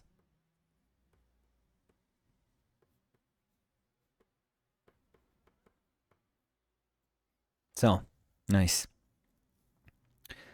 Okay. This all sounds stupid, but I'm just trying to make like human connections. So, I'm being a idiot while doing it just to be entertaining. But well, just to entertain myself, to be honest. Even if I didn't have an audience, this is where my brain is going. So, but I'm trying to find where I can push like a human connection. So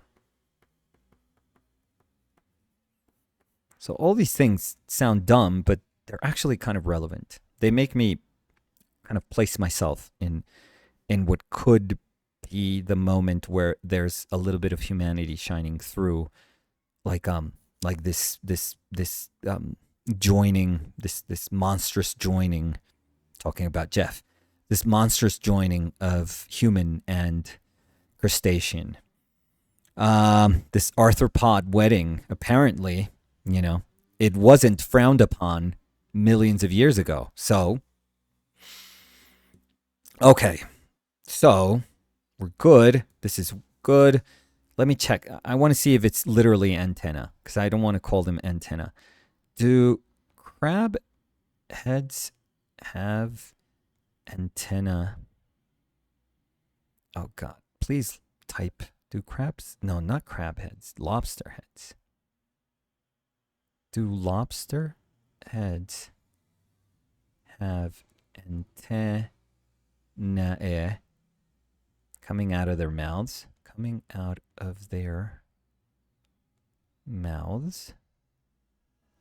Okay, It's just stupid. It's like a 7-year-old asking questions. No. Lobster antennae, do not come out of their mouths. Lobster antennae are connected to the front of their heads near their eyes. They have 2 pairs of antennae, one large pair used for touch and navigation, awesome, and 2 smaller pairs used for sensing odors. Oh, those are the dangling ones here. Sensing odors and chemical signals in the water. The lobster's mouth is located just below the eyes. Just below the eyes. Where would this guy be? The fuck? Oh, this is covering it. This kind of plating is covering it, I guess. The nose thing is covering it. So I guess the mouth is underneath here. So he's got that kind of long ass nose that comes from over here. So mouth would be underneath that thing. Okay. What about the little feet that dangle off? Do we know something? Oh, it has other appendages. Yeah, because the lobster, they would be like idiots trying to grab something. It's like, yeah, I grabbed the, what do they eat? Fish? Small fish, whatever. But if they grab it, it's like, I can't put it in my mouth with this big ass, mitten.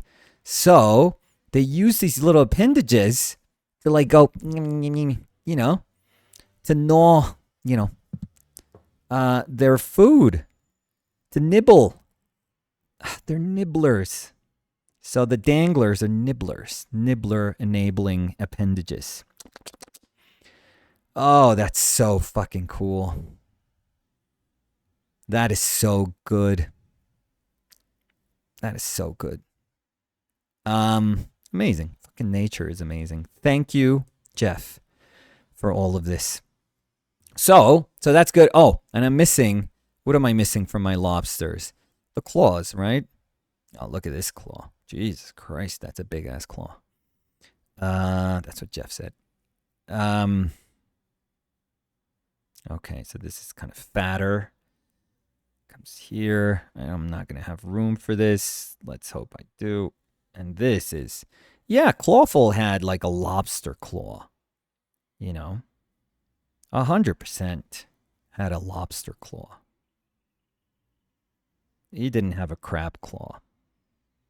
I mean, crabs have like tons of different weird type of claws, but his feels more like a lobster claw. Even though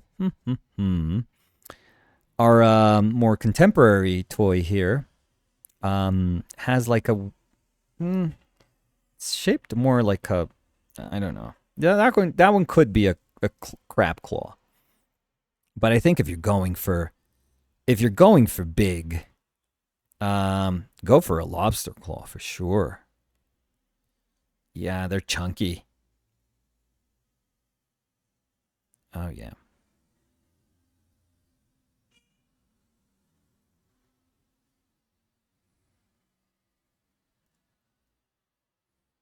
Oh yeah, they're chunk.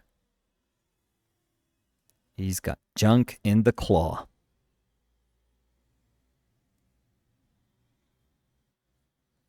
Yeah. Big ass claw. Big ass claw.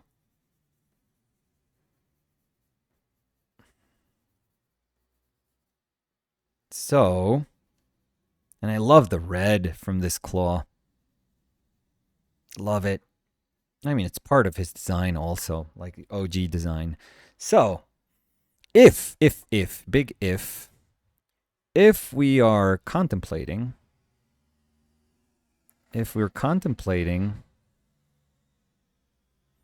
the bottom heavy design,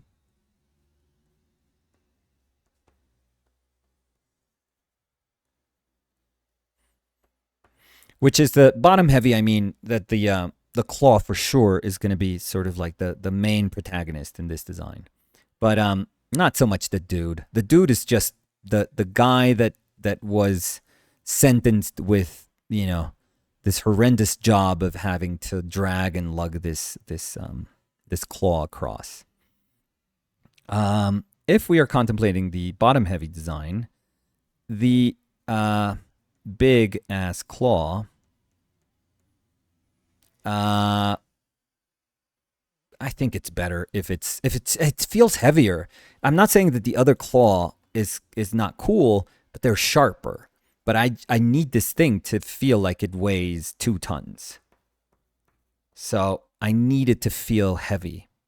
So the big ass claw should be. I think this is a I very seldom like commit like that, but should be a lobster. A lobster claw. Yeah. Yeah. Works best. It's just heavier. Or it's easier to convey weight with that than with a sharper one. Yeah. Like if you look at this guy, which I really like, that's why I bought him. Like if you look at this guy, let's take him off his base. Because he's like he's just like a big ass block. One of the things that's really cool, like if I do this, he still looks like super powerful. Like if I'm covering up his claws, it's because he has a big ass, a broad back, like huge back. Look at his shoulders. His shoulders. Look at his head. His head is tiny. Head is tiny. Like his shoulders are actually bigger than his head. So this is just like a enormous triangle, dude, and with big ass shoulders, like a broad back. Look at that back, right? So he's still super powerful and top heavy because of that broadness. And the claw, even though the claw is like, it's very cool because, I mean, of course it's going to be cool. There is still like a little bit of competing with that width. Like if your shoulders are so wide that the claw is going to become smaller by comparison to the width of your shoulders, I think that that's when you're minimizing the effect of the claw. But so if I want to make it heavier, I need to be super mindful of having areas of the body not compete with the broadness, like the broadness of the shoulder, for example, not compete with the heaviness of the claw. So if I'm going to push weight, I need to really push. Whoa, that's going to be tough. So should we give it a shot? Should we try our first take on like a bottom heavy? Let's do the bottom heavy. So this was the lobster head and the crab, which is really nice here. Okay, let's put this here, a new one here. Oh God, look at how are we this off? How were we this off? Because I actually try and fix the perspective in OBS, and sometimes I am good at it, and sometimes I am not good at it. Danny was so much better at this. Okay, so what are we doing?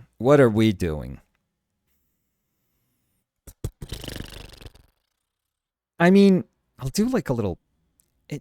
This is what my brain thought of. Let me see.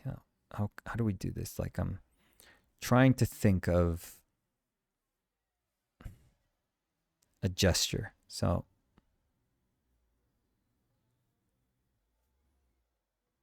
no, that if that's shoulder, I'll explain it as I'm doing it, but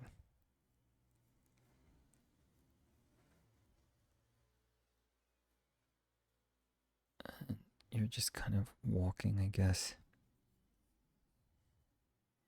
Oh yeah, that has to be kind of lower. Yeah, dropped shoulder, dropped head then. I know I'm doing something dumb, but I'm trying to think as I draw.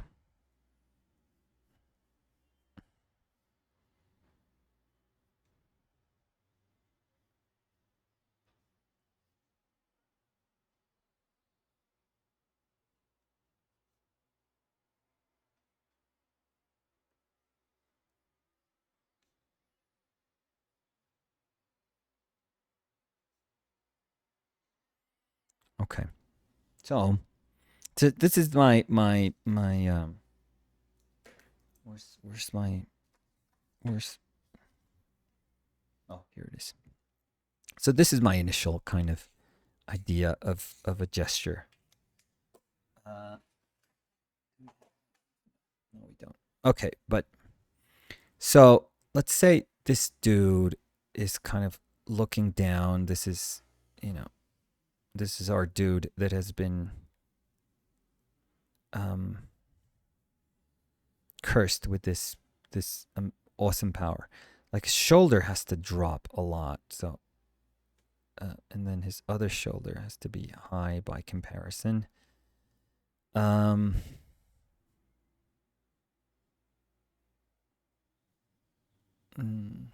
Does he drop his shoulder like that?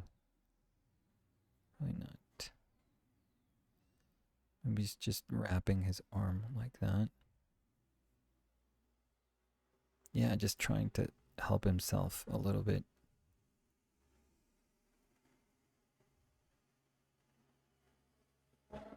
And this thing just is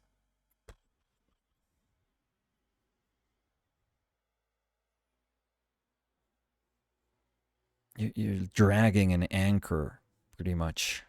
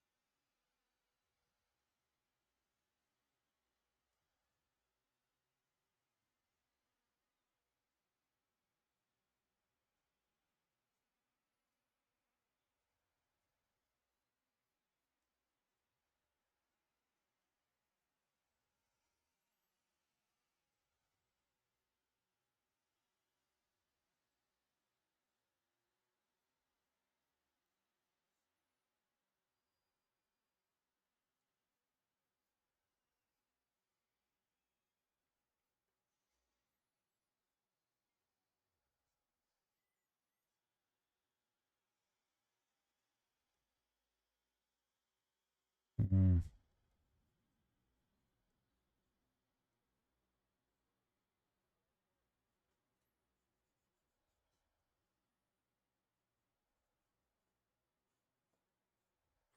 Yeah, that's kind of what I was like initially thinking, that it's this dude that has to go through life just dragging this ridiculously heavy arm around.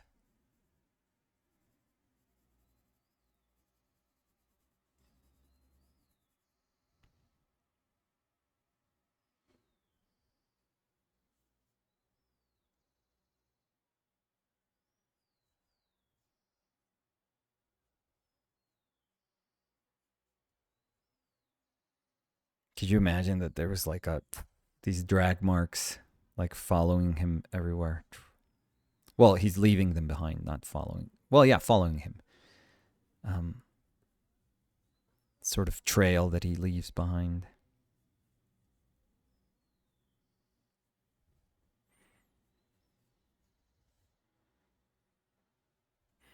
So that's kind of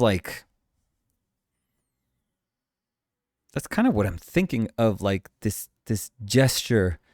Everyone's just like fucking everyone else is like, walking, walking ahead of him like, this guy has a sword. And he's like, dude, hurry up. He's not even acknowledging this dude.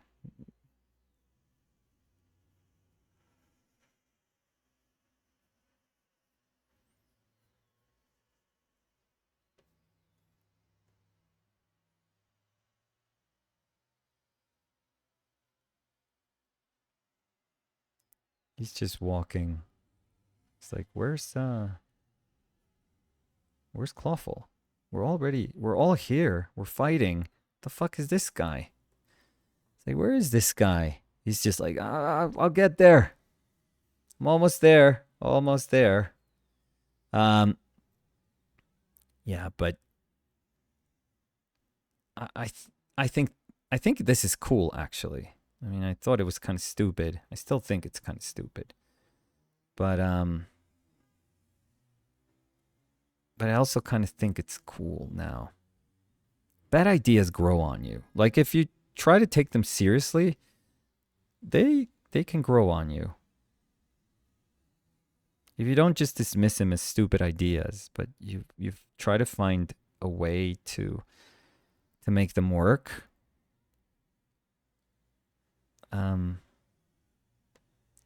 He's got the mace.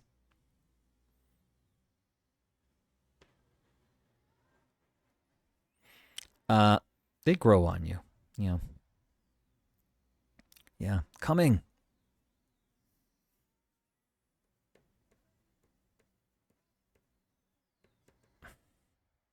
Coming. You know, there's already people dying on the battlefield.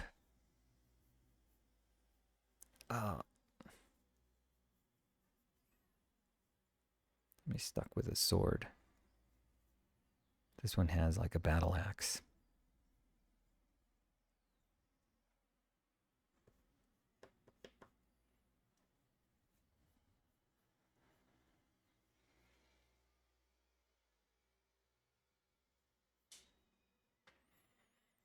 It's like coming. Yeah. So I kind of like this. It's kind of like a dumb thing because you know he would always be in the back just kind of dragging. But I think his introduction would be kind of very much like a like from soft character. He is from soft. I mean, I'm so damaged. He is like a from soft. Not even like a big boss because he's pretty much one note. He's like, I just got a big claw hand that I just drag around. But you know that as soon as he puts that thing up, if he slams you, that's your whole life bar. Does it? Who cares how many HPs you have, like hit points you have, dude? The whole life bar is gone. It's gone. If he's able to connect with that slam, he just like winds up, and it's a big wind up. So you're always like dodging before you should. But if he connects, you're fucking done. So this is kind of cool. Just a guy that just has like a fucking, giant sized anvil for a hand, for a punch. So that's kind of cool. That's kind of cool. It's dumb, but he gets there when the battle is over. But if he gets there, if he's on time, maybe you should put him on like a fucking, like a horse should like a carriage should carry him or something. And you just unleash him, and he just goes. He's like bring me Thanos. He's just whirling that freaking arm like it was Thor's hammer. Yeah, that could work. So let's try to do something a little bit nicer. Not nicer, but let's try to flesh this idea out. I guess I would still want him to be a dude. Make him smaller. Smaller because if we make him too big, then the arm won't really read as a huge arm.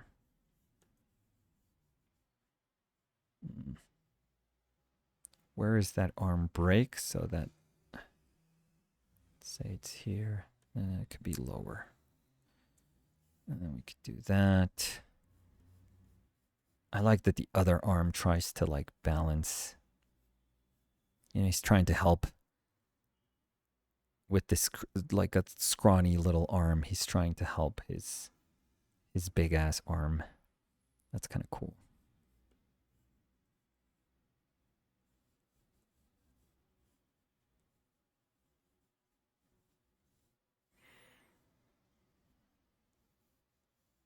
Okay, if we're going to make it big, let's make it enormous.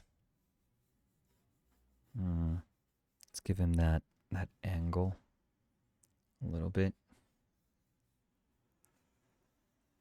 some raggedy clothes. Also, would that be in the back? Would that? Yeah, we got to make it big, but behind him, which is kind of weird because then the arm needs to be smaller and his legs need to be in front of him. So, hmm.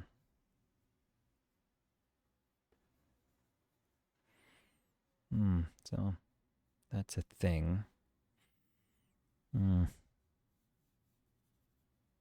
Let's see. Let's find these kind of legs first, then.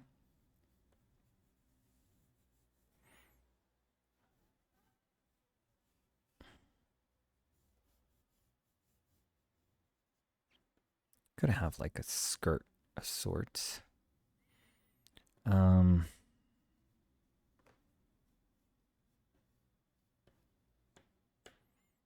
What does that lobster arm look like?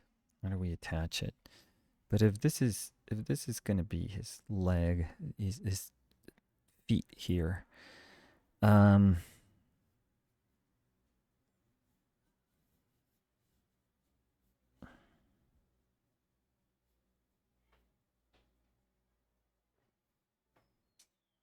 No. No, shoulder. Don't break up the gesture for just to say shoulder. Just have that go kind of straight down, and maybe break it here for the arm. Yeah, better.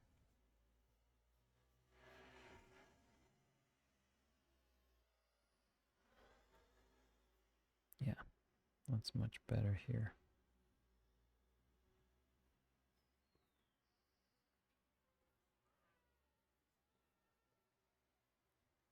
So we've established that we want old guy, so.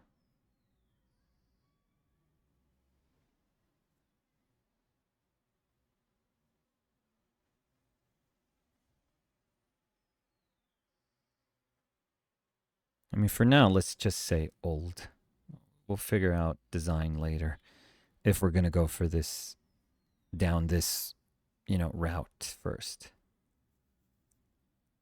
Shoulder. Trapezius. Oh, this should be also like that. It's a little bit better.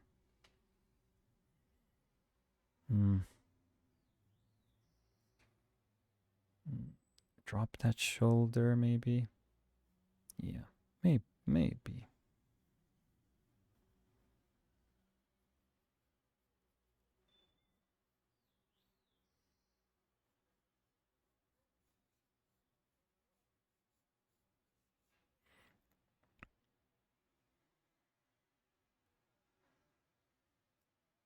Maybe he's side-eyeing his freaking arm. He's like, this fucking thing. You never get used to dragging this around.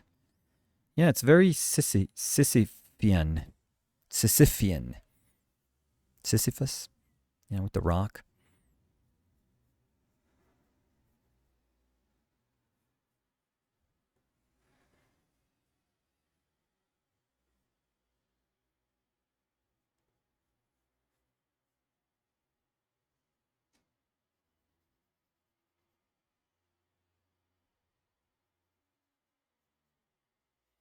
These are like, it's almost, I love when powers can also become like martyrdom, like a martyrdom. So a power makes you almost like a martyr.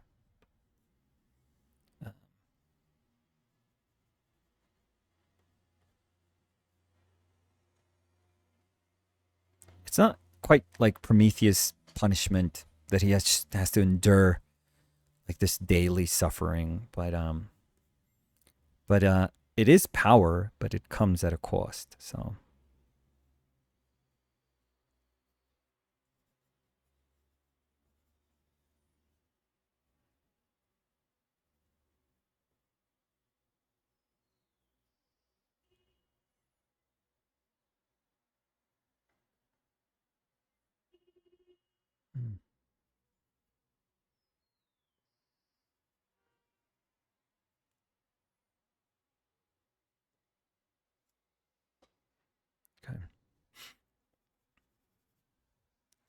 So, like I was saying, if that's my foot, yeah, this claw needs to be behind. Maybe. It's probably best if it's behind. We're getting a little too excited with the big ass claw.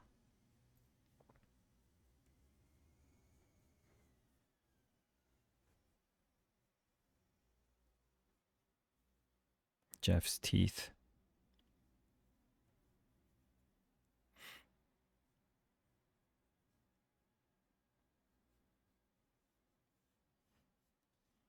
Okay. Okay. Maybe he's got like a raggedy wrapping. You know, if we're gonna go Tetsuo, let's fucking go Tetsuo. We're not gonna give him a cape. We're not gonna be that obvious. But we can give him like wrappings or something.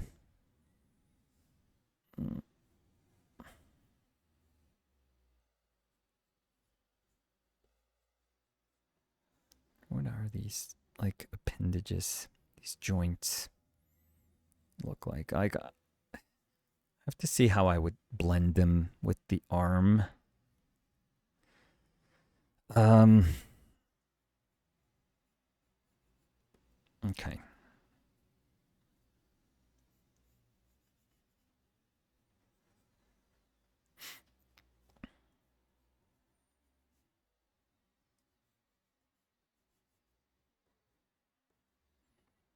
Yeah.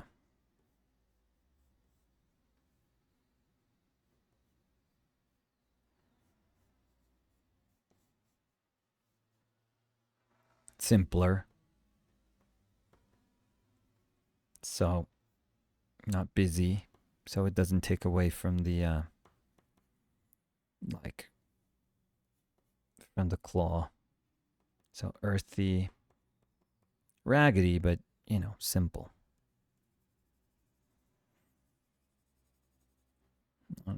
What do these highlights look like in a claw?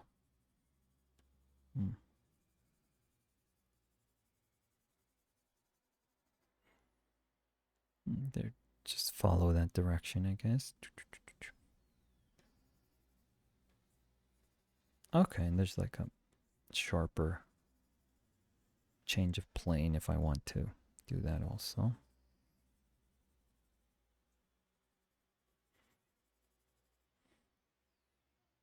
So red has to be meaningful. So the accent of red, let's say. I mean, it's not going to be quite an accent because there's going to be a large area of that color, but it has to be quite meaningful.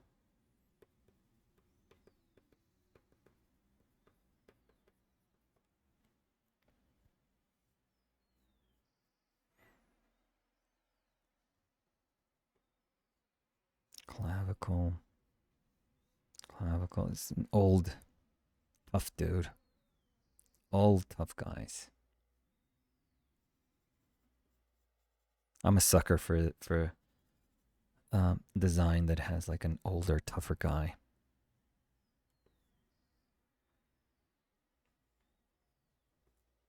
Yeah, let's drop his shoulder even more.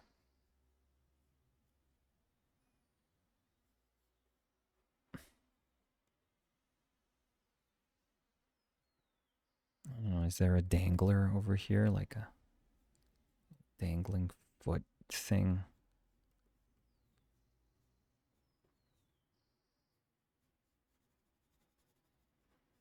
Growing from the back and just kind of wrapping around the arm. So a lot of wrapping.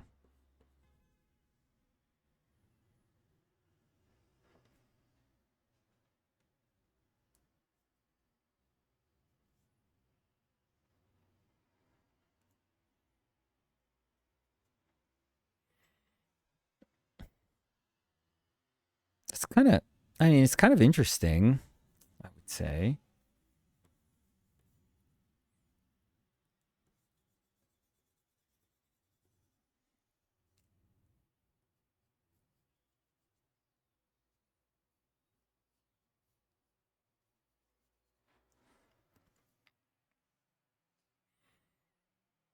be a badass, I think.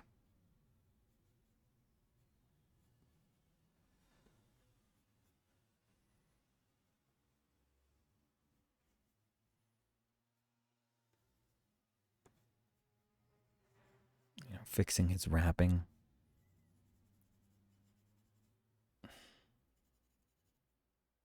Yeah, it's kind of cool.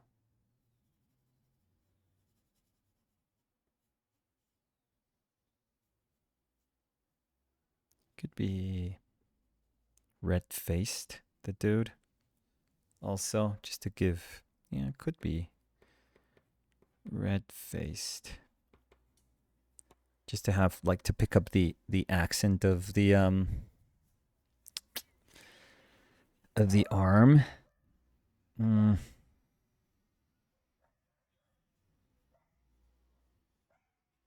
That's kind of cool.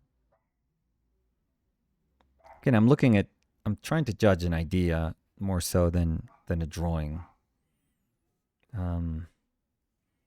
Like the drawing doesn't quite matter at this time. Like, we can make it look nicer later, but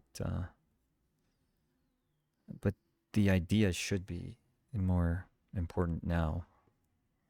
Because if all you're cut up with is just trying to make it look nicer, then it doesn't, all the stuff that we've been trying to figure out that's kind of fun and interesting and, in fleshing this character and making him, like, alive, it became secondary to just making something look cool. So,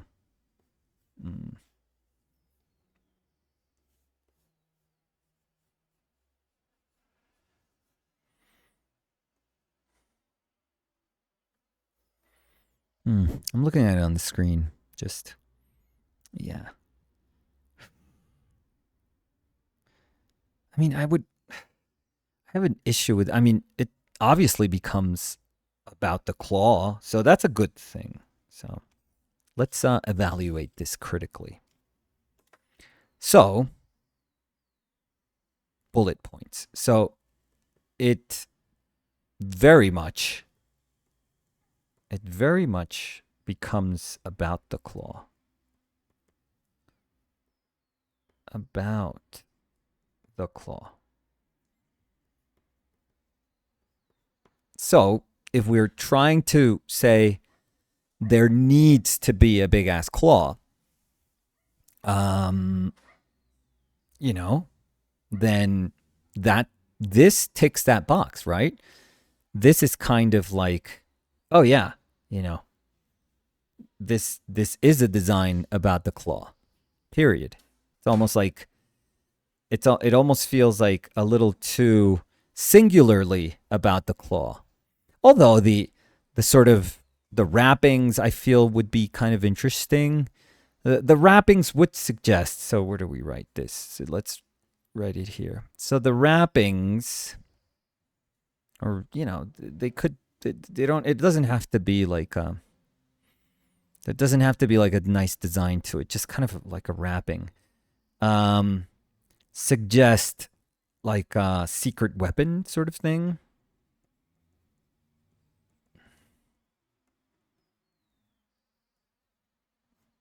It's one of those things that you could see it 1,000 times. It's coming. He's just going to go like, and there's the claw, and that the claw was going to be there.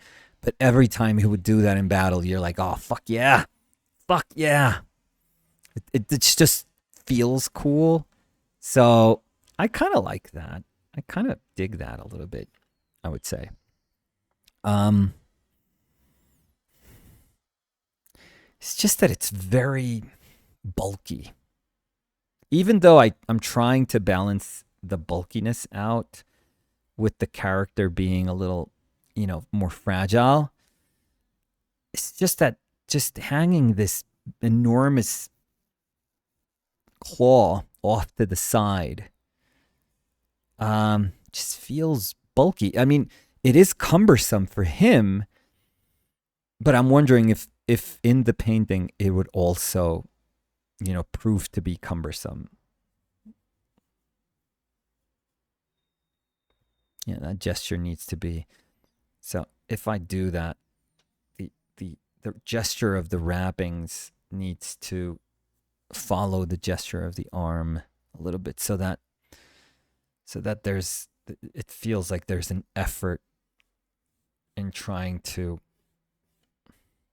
swing that arm or uncover that arm from the wrappings,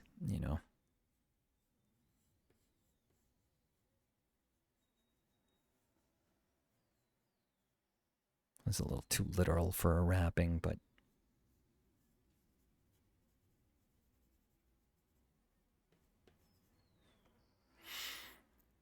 mm, yeah, cool. I like it. I like it.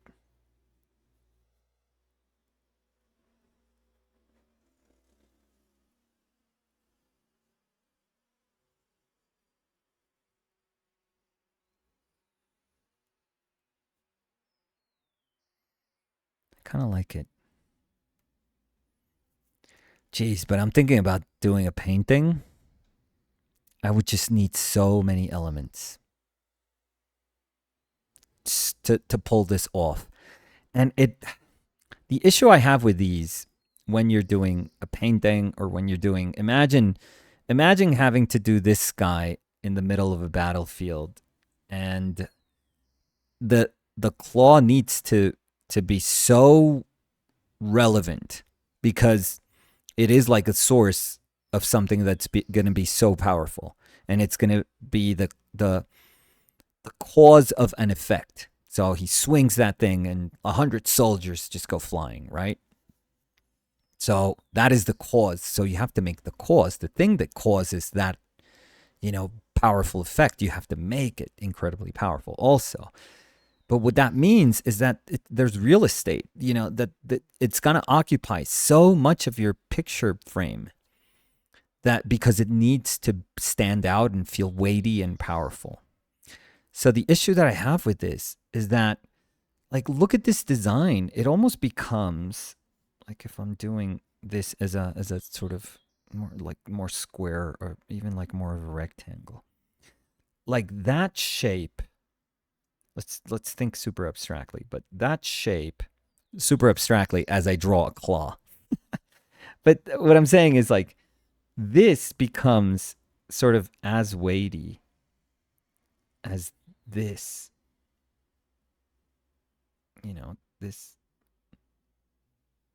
This thing just occupies as much space as this. So this volume is almost like the same, is equal to this other volume. So that's an issue. That's something that we have to deal with, because it's the same problem, right? We were hoping not to deal with two hemispheres, but now there's, I feel like, yes, this is going to be weighty, like, for sure. So in this case, the right hemisphere is going to be like super weighty. What? The left? This is not, I mean, it's his right, but it's the left. I'm sorry. So the left hemisphere of the image, not his right, is going to be super weighty. But here's the thing. The left is necessary also. And that's what I'm kind of like struggling with. That this dude's head and the frame of his body, the expressiveness of his body is necessary. The other arm is going to be necessary, because you want to, like, you have to play on symmetry, on the expectation of symmetry.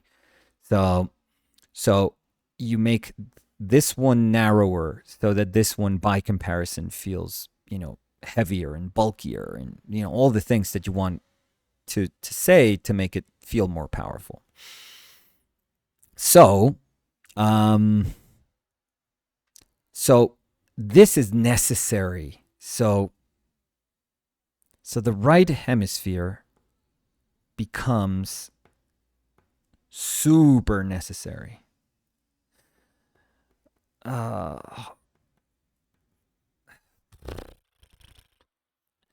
and this is what's troublesome when, you know, this could be fine if I was just doing a 3D model of a character or like a concept design of a character that's going to be in a video game or whatever, which I've never done. So I'm just like, thinking out of my ass.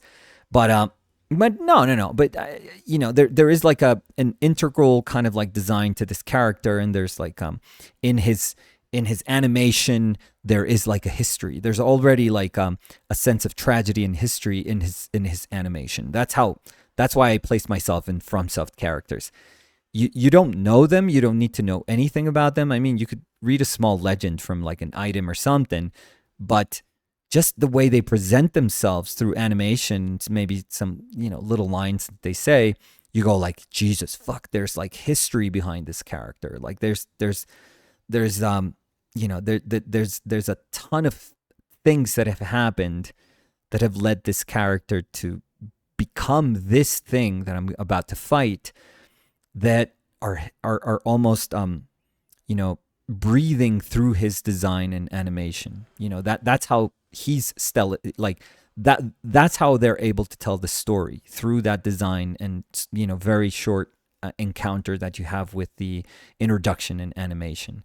So that is rad. That is so fucking cool. But that's not a painting. That's not a painting. The painting can't have that sort of introduction, can't have those sort of lines, that wonderful kind of voice, work done, and it can't be animated in the same way that an actual animation is being animated. So we don't have those little things that can contextually give you those cues. So we have to rely upon things that are kind of like endemic to painting.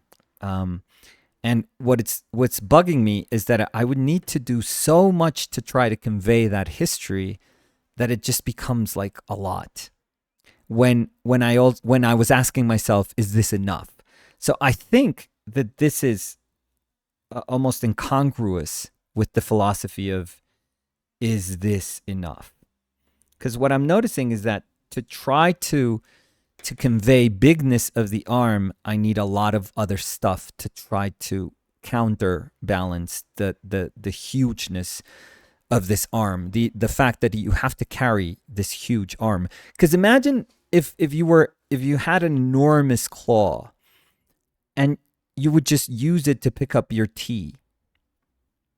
It's kind of stupid, isn't? I mean, it's not stupid. It kind of looks. I'm now thinking about it. It looks cool, but it would mean that you're just like an enormously powerful character that just happens to have a big ass claw. But if you had like a normal sized fist, you would be fine. You would be exactly the same. You would be like this huge, like hugely powerful character that just has that amount of strength. But if you're able to if you're able to say that you can carry this with like ease, then it means that your whole body is powerful. It almost reminds me of this guy. That's why he's like broad shouldered and he's got like this fucking, inverted triangle, upper body shape. And, that's why he's that strong. Like he needs that back and those shoulders and those proportions and those big ass legs in the bottom, like feet in the bottom to serve as a base, to be able to lift this thing with like, yeah, this is, it's just a strong dude. It's just like a big dude that's able to like, deadlift this like enormous amount of weight, but you need all that muscle to lift that. But if you're like old kind of like god and you have to lug this thing around, you're just encumbered with this fucking thing that makes you walk slow, like it makes you drag your feet. I mean, I think that's fucking amazing.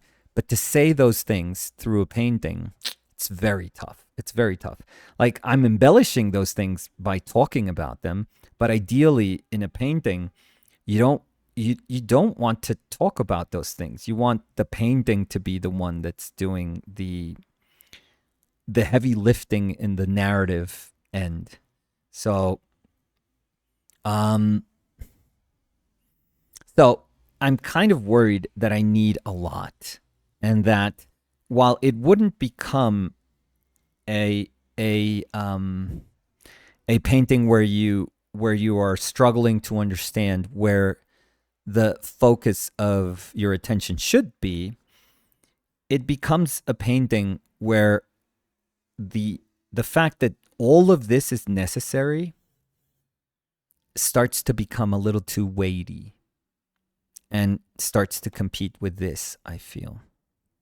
As a painting, again, not as a design for a character. I'm kind of in love with the design of this character. It's super cool.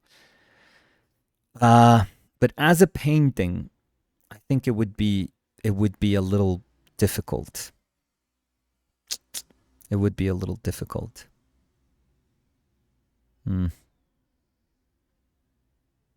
Yeah. It would have to be. This is something like the Volga haulers. You know, Repin's Volga hauler. He has that vibe to him. Volga hauler. Yeah.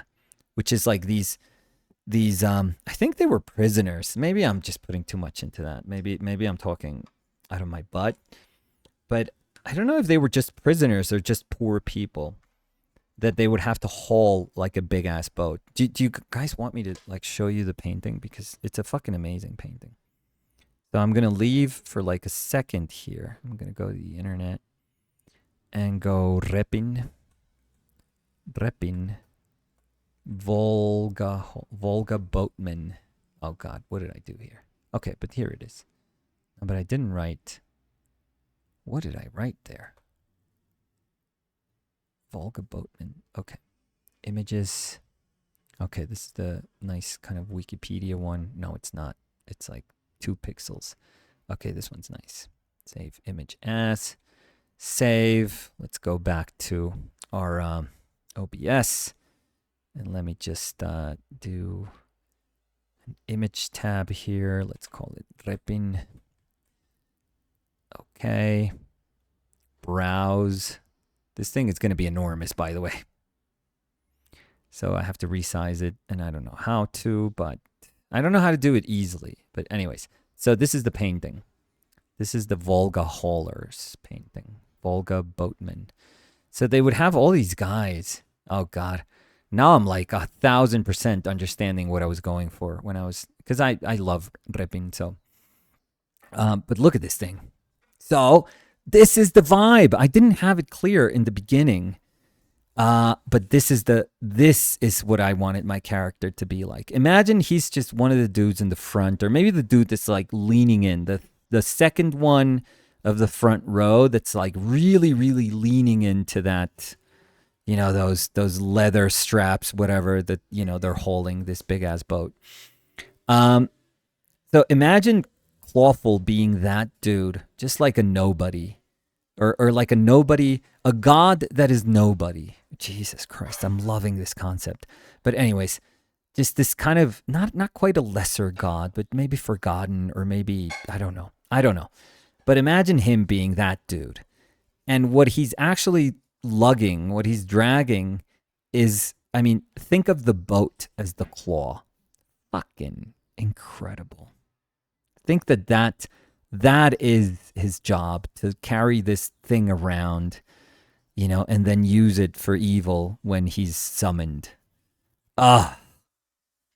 Is that not like the coolest thing ever for like a Clawful?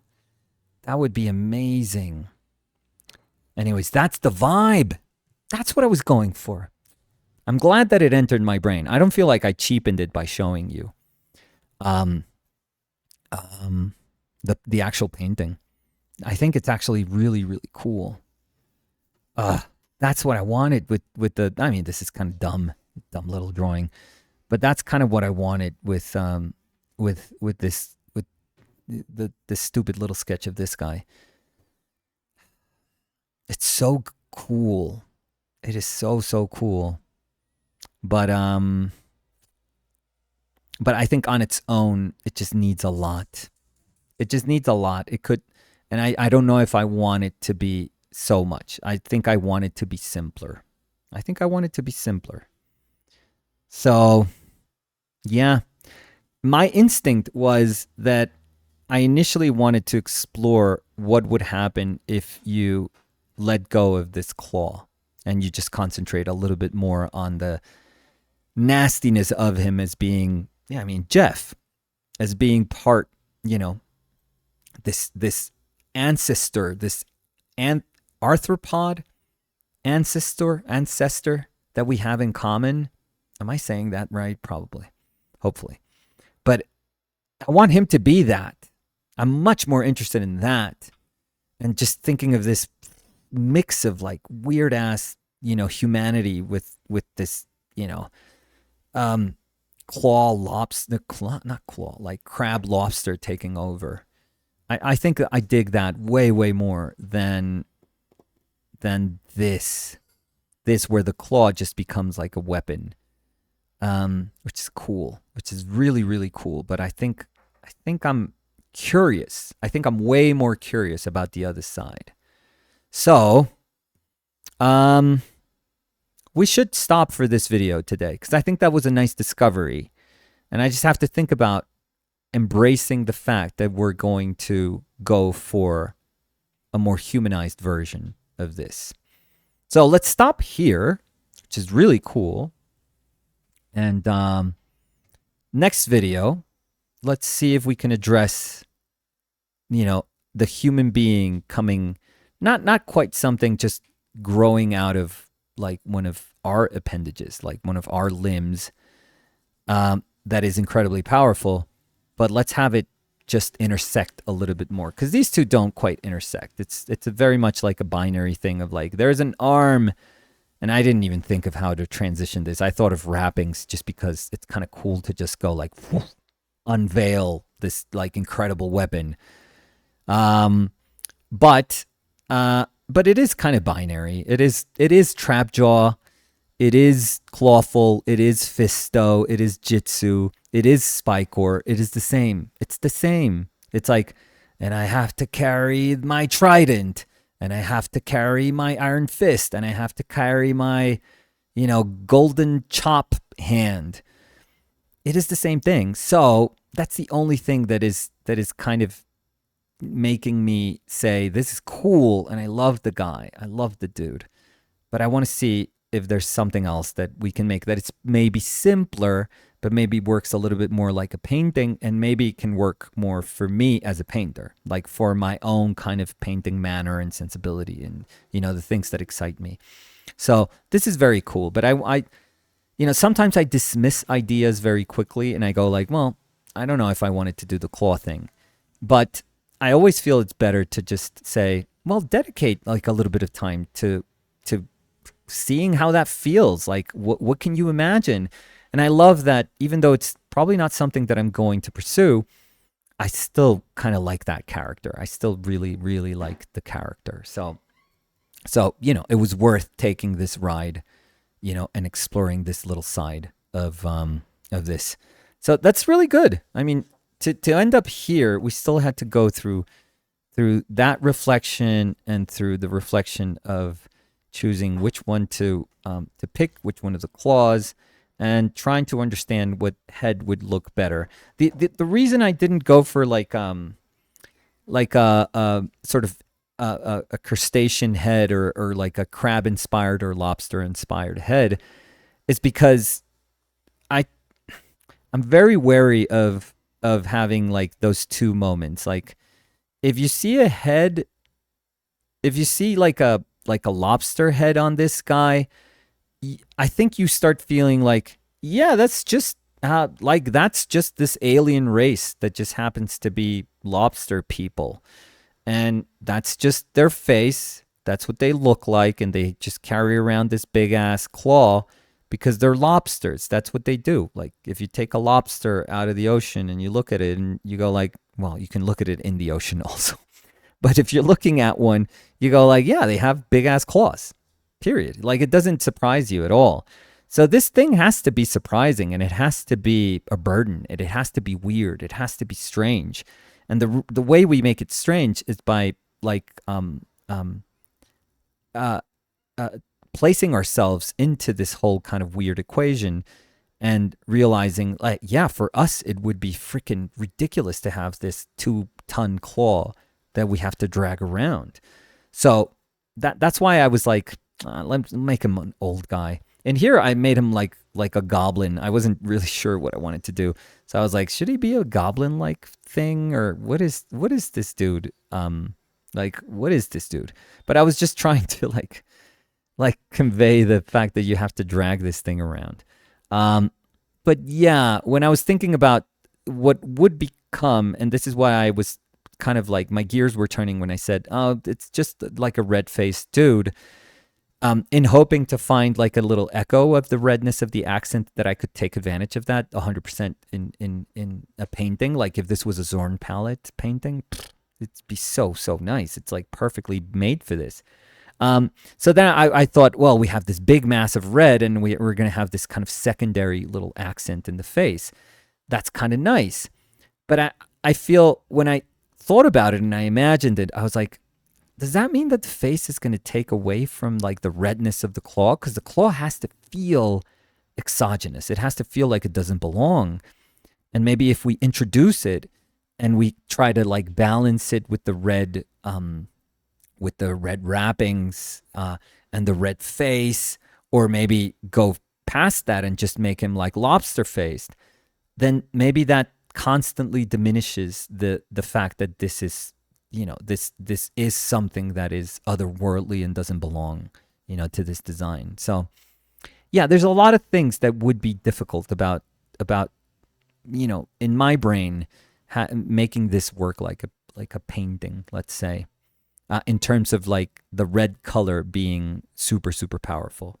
So, maybe the answer lies elsewhere, or the answer to the problem that I have in my mind. Like, this is not the answer to a reimagining of this guy. No, you could reimagine this guy in freaking infinite ways, and they would all be cool. I think they're all interesting if you if you live through that reimagining, if you embrace all of these stupid little conversations that begin to, kind of flourish because you are taking it seriously, and because you're hoping that somewhere in there lies a clue as to where to go, or at least like a clue that will take you somewhere, and you can say, no, it's not here. Like, I explored this and it just didn't satisfy me. And it's not a sin to say that it doesn't satisfy me. Maybe some of you are like, dude, you're not going to paint that? That's so fucking cool.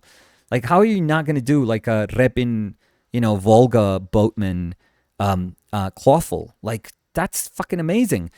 Maybe it is amazing, but that's not, like, maybe somebody else does that, and that's fucking cool. But I want to, I don't know, I want to have it clash more with like this kind of human being. And maybe, because I think of him, like, I still think of him as a grunt. Maybe this guy is just a little too much for like, Clawful. I mean, still, Skeletor has to be like the dude, So maybe this guy could probably take, fucking beat Skeletor with one swing. So, nah. So he's still like one of these expendable dudes. So I have to make him a little more expendable, I feel. Anyways, that's going to be part of our second video. And if you want to be part of this reimagining and see where we land and how this becomes eventually a painting, consider joining our Patreon. So go to patreon.com/OPL together. I think it's very cool. There's a bunch of people now that enjoy all the content that we've made, since the beginning of the year. And we have like a super healthy, cool Discord that, you can lurk, or you can be like an active participant. That's your choice. So there's a ton of content already in there for you. So please consider it. And it would be awesome if you accompany us on this ride to try to do something with this guy, which I think would be super cool. So I'll see you all on the next video. Thank you. Jeff will be there.